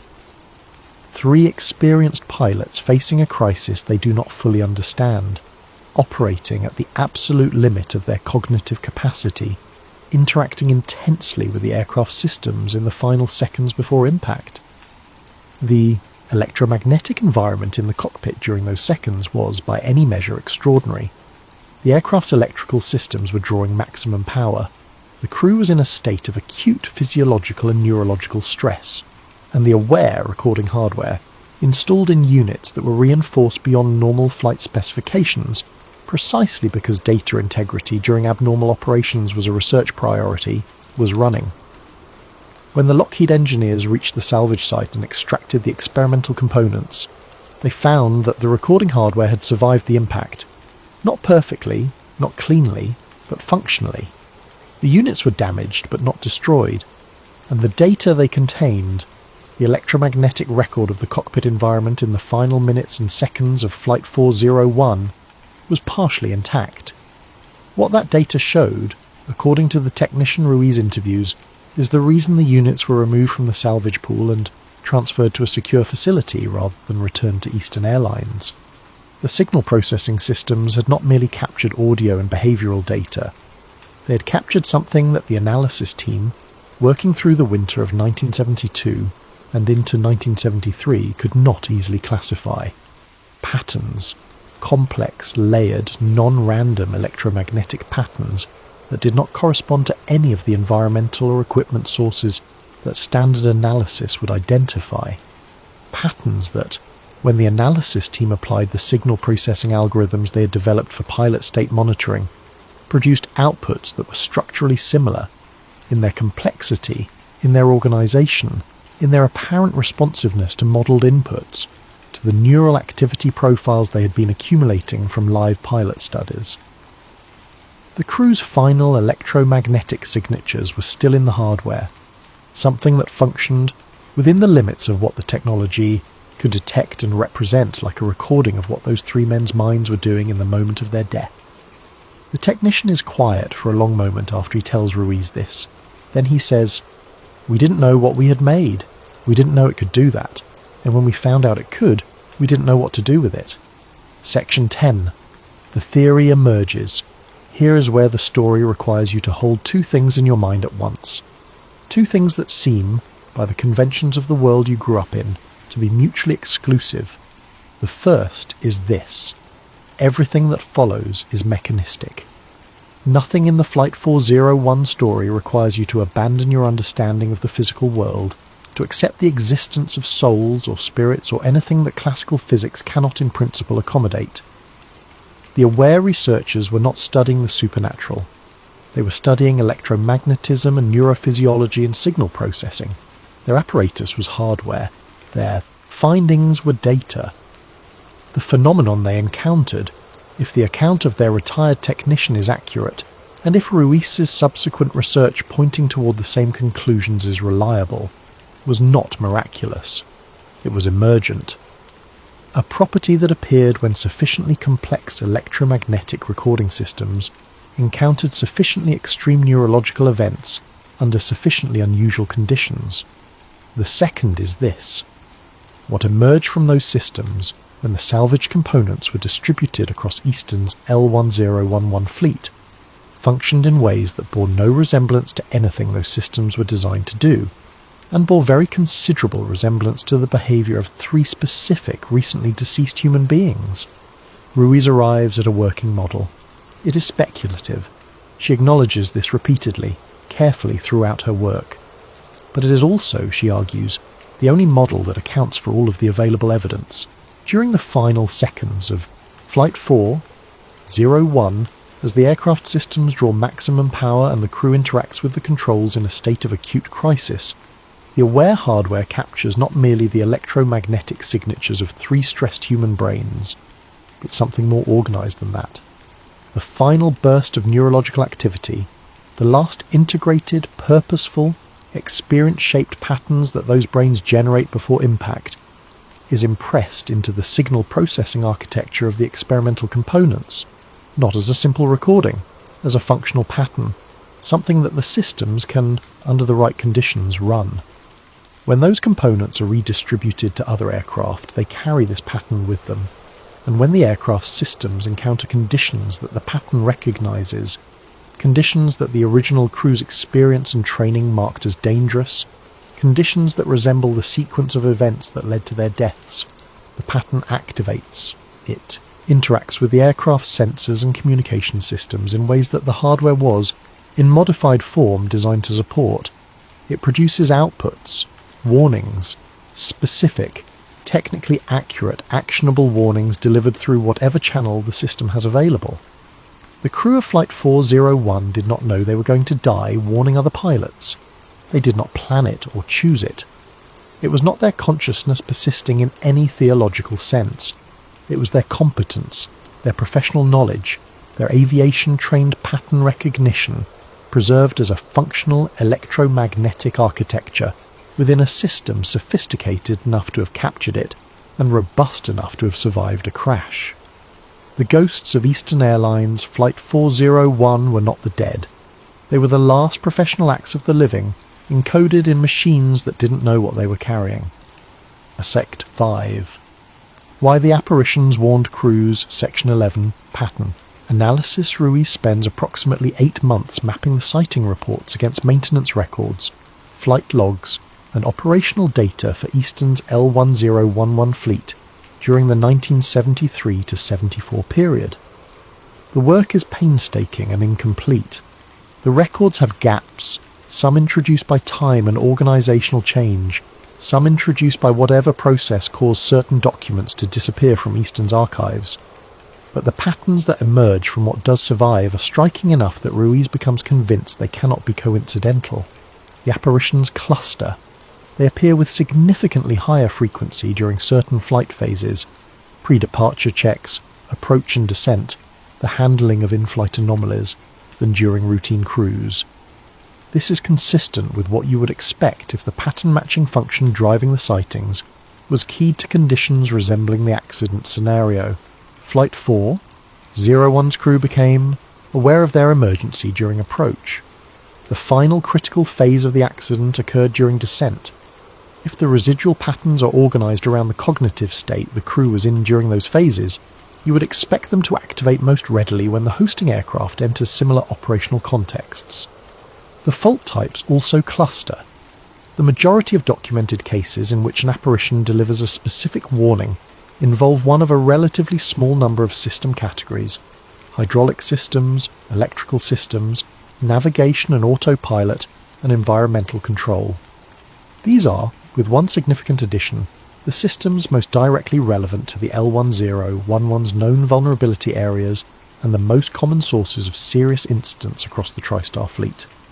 The addition, the area of overlap between the apparition's concerns and the specific vulnerabilities that killed Flight 401, is autopilot and altitude management, the system whose silent failure killed 101 people in the Everglades. Donald Repo's appearances in the galley, warning about equipment faults, map neatly to his role as flight engineer, the crew member responsible for systems monitoring and the operation of galley and cabin equipment. Robert Loft's appearances in or near the cockpit, focused on flight management and navigation systems, reflect his role as captain. The division of labour that the two men maintained in life, Loft managing the aircraft's overall performance, Repo managing its systems, appears to be preserved in the pattern of their posthumous warnings. They are, Ruiz concludes, not haunting the aircraft with their presence. They are continuing their job with whatever was preserved of their professional knowledge. The most extraordinary pattern is the one between sightings and prevented accidents. In every case where a post-sighting maintenance check leads to the discovery of a serious fault, subsequent analysis indicates the fault would have been likely to manifest as a critical incident within the flight. Several of the discovered faults are serious enough that the maintenance engineers who find them describe them as potentially catastrophic. The hydraulic failure averted in one documented case involves a crack in a primary system line that, had it propagated during flight, could have resulted in loss of aircraft control.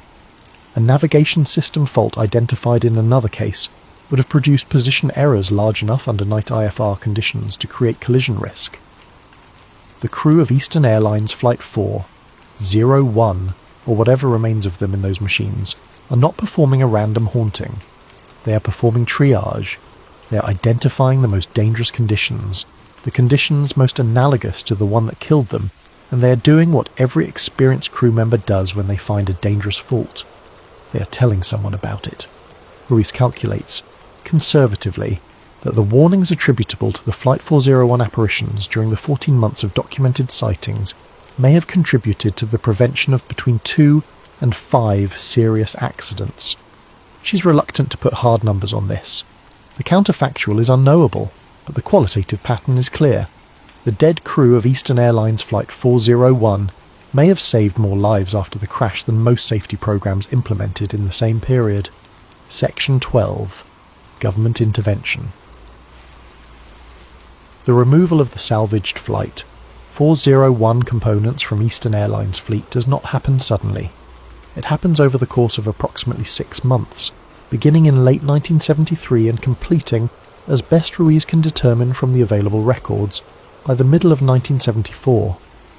The process is methodical, bureaucratically organised, and attributed in the documentation to a routine airworthiness directive affecting certain L1011 avionics components.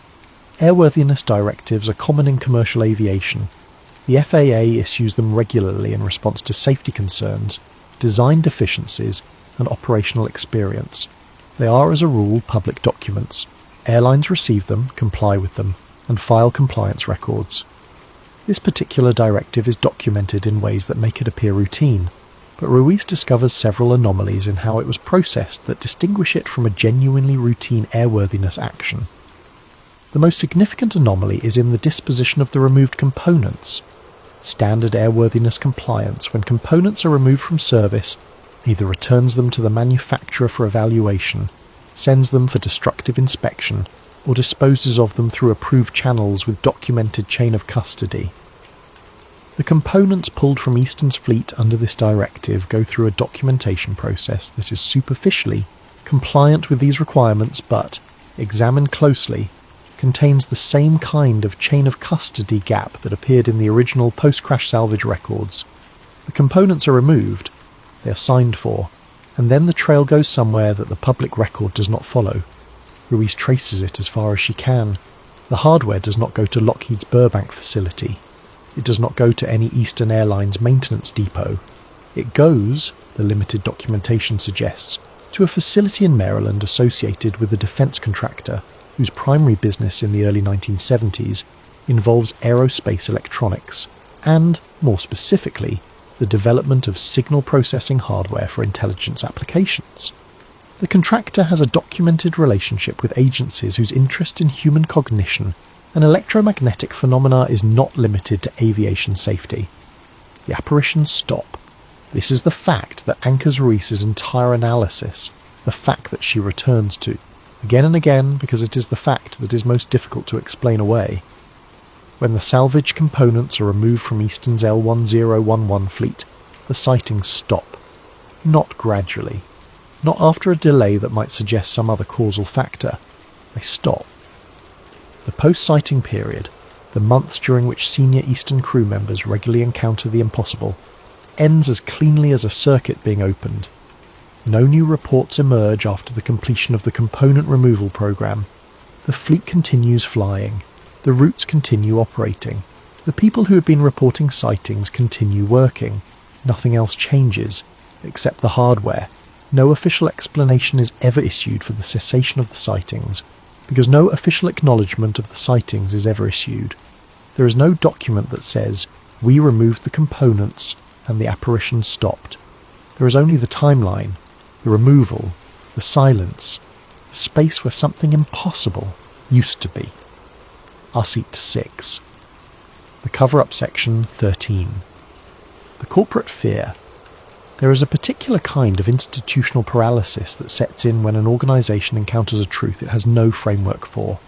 It is not quite denial, because denial implies some awareness of what is being denied.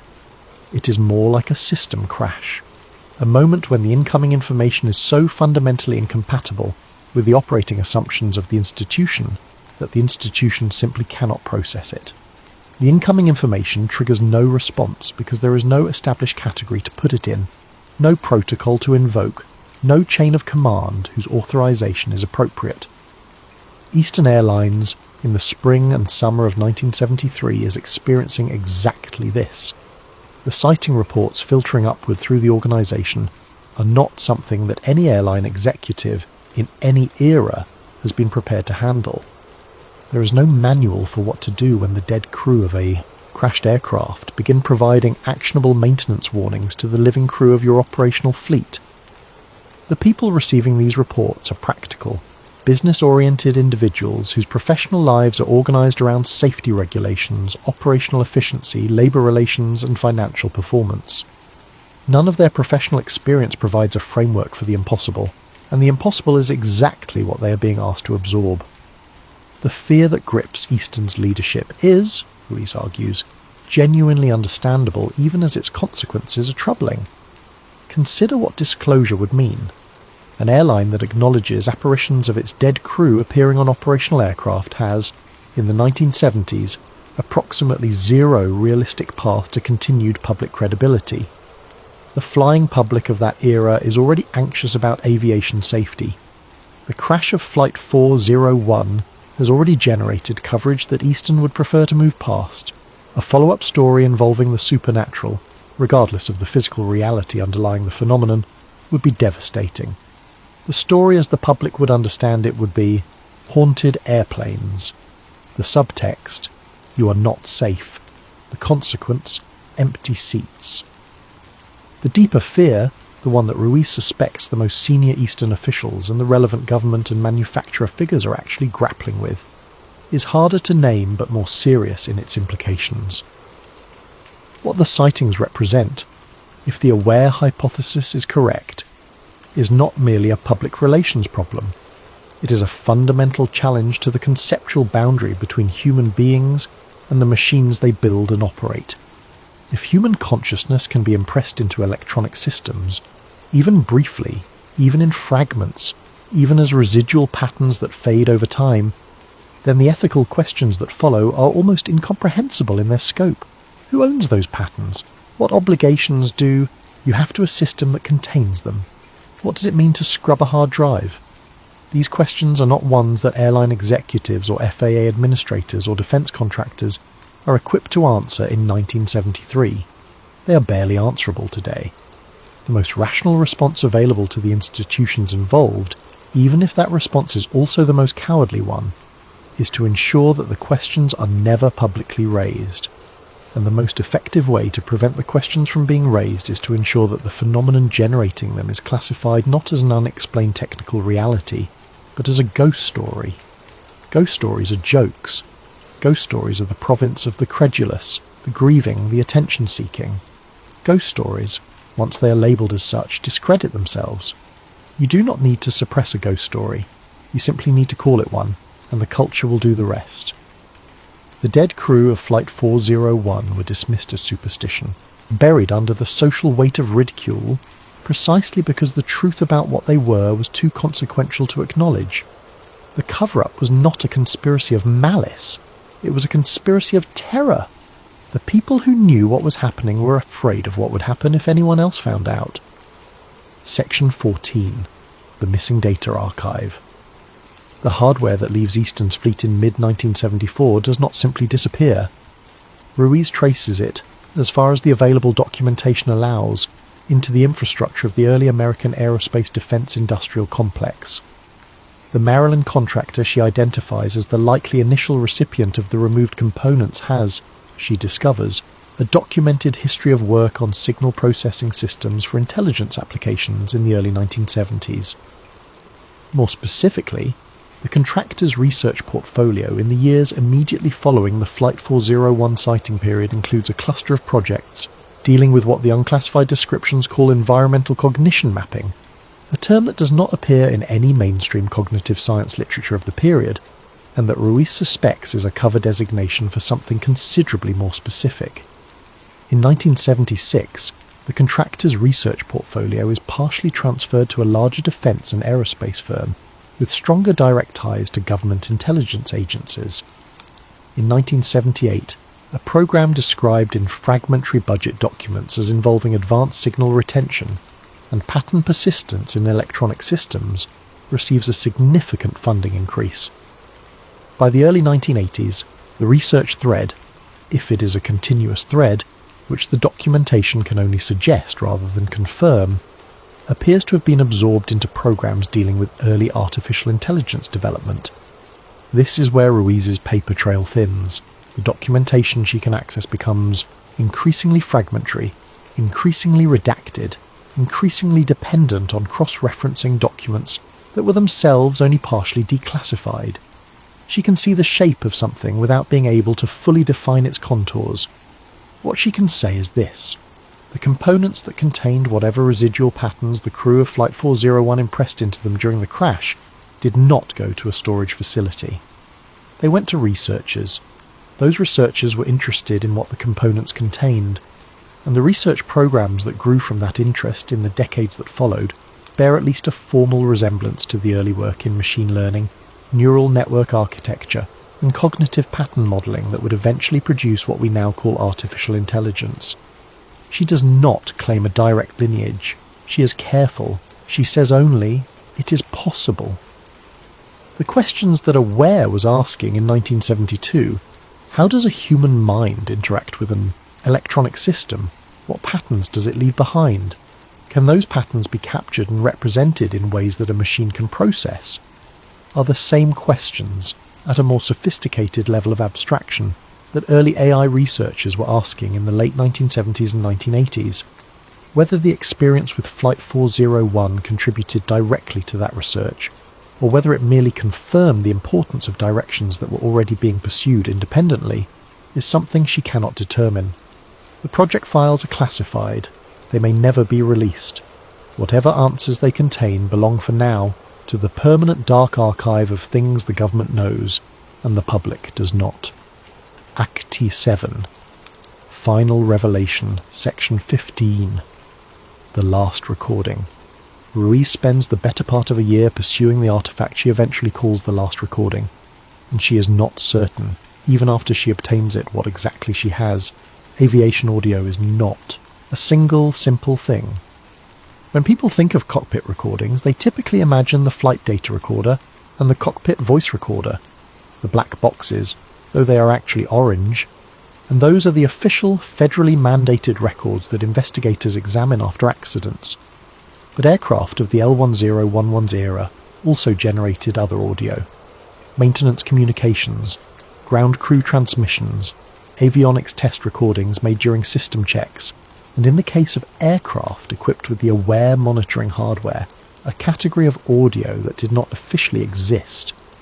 The recording Ruiz obtains comes to her through a chain of intermediaries: a retired Eastern maintenance technician, a document preservation advocate, a former NTSB administrator who has spent 30 years quietly collecting materials related to cases he believes were insufficiently investigated.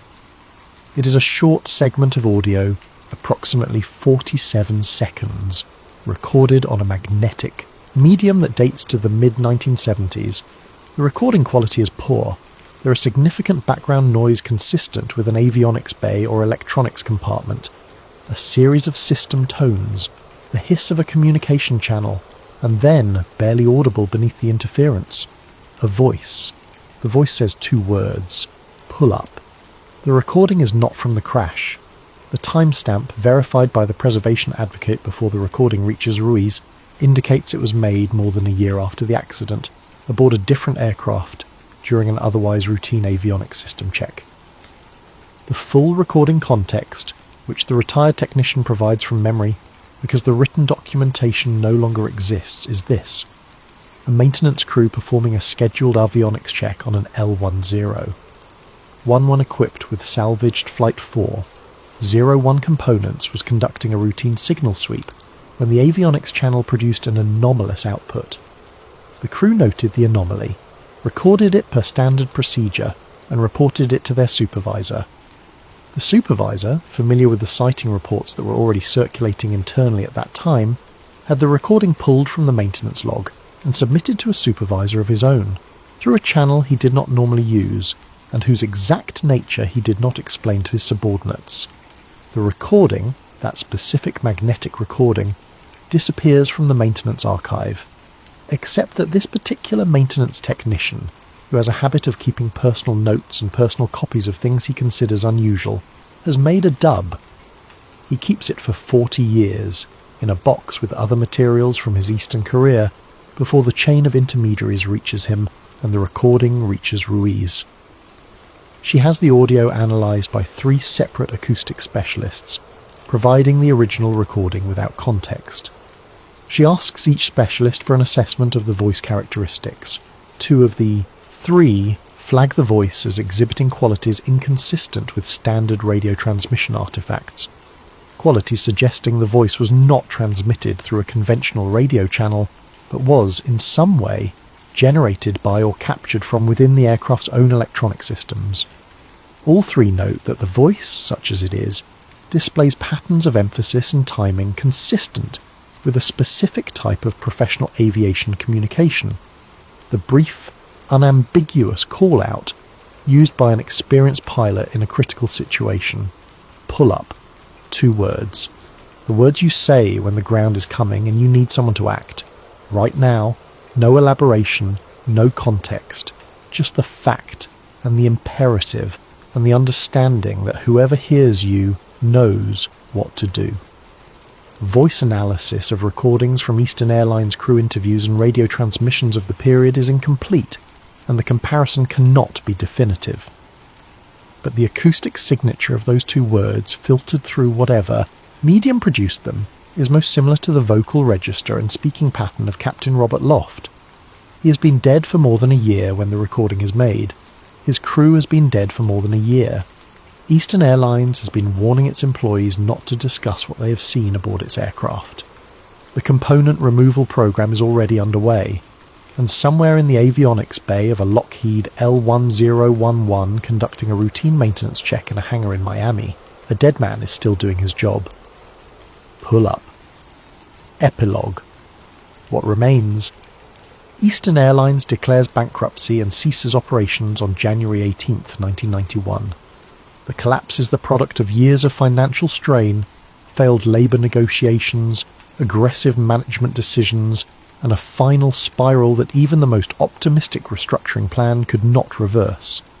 The airline that once operated hundreds of aircraft across the Americas, that once carried millions of passengers a year, that once employed tens of thousands of people, closes its doors in less than 2 decades after Flight 401. The records scatter. Some go to federal archives, some go to the employees who carried them out in boxes. Some simply cease to exist, dissolved by time or intention into the general entropy of institutional collapse. The witnesses age. The flight attendant who saw Donald Repo in the galley is, if she is still alive, in her 80s. The pilots who glimpsed Robert Loft in the cockpit jump seat are either retired or gone.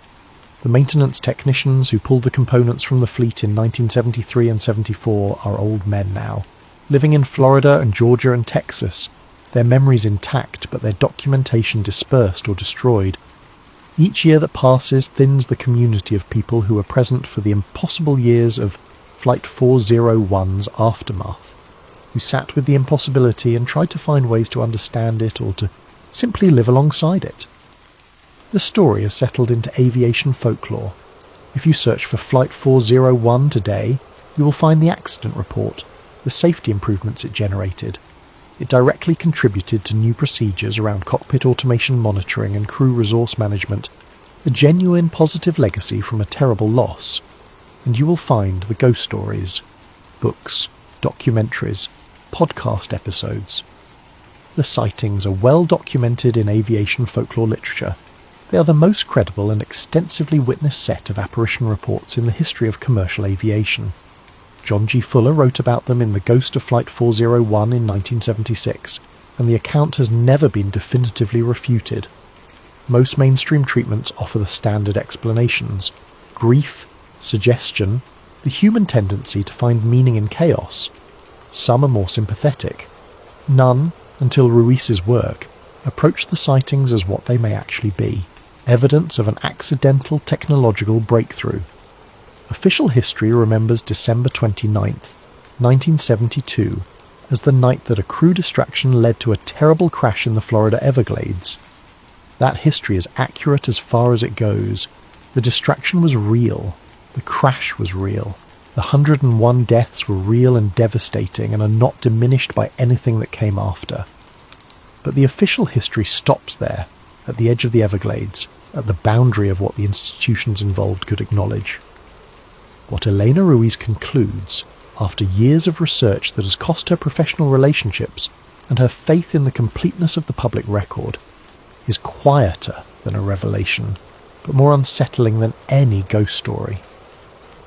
She concludes that somewhere in the winter of 1972, in the wreckage of an aircraft in the Everglades, the boundary between human consciousness and electronic systems was briefly, accidentally, and in a way that no one has ever officially acknowledged crossed. That 3 men's professional knowledge and trained awareness survived the deaths of their bodies, embedded in machines that carried them onward into the air. That those machines, given the right conditions, could still run what they contained. that the dead flew again, not as spirits, but as signals, not as miracles, but as data, preserved in hardware that was designed to listen and was better at it than anyone knew. She concludes that this happened before anyone was ready for it, before the ethical frameworks existed to handle it, before the technology was mature enough to be reproducible or understood or controlled. It happened accidentally, in a crash site in the dark, pulled from the wreckage by engineers who recognised immediately that they had found something they did not know how to name.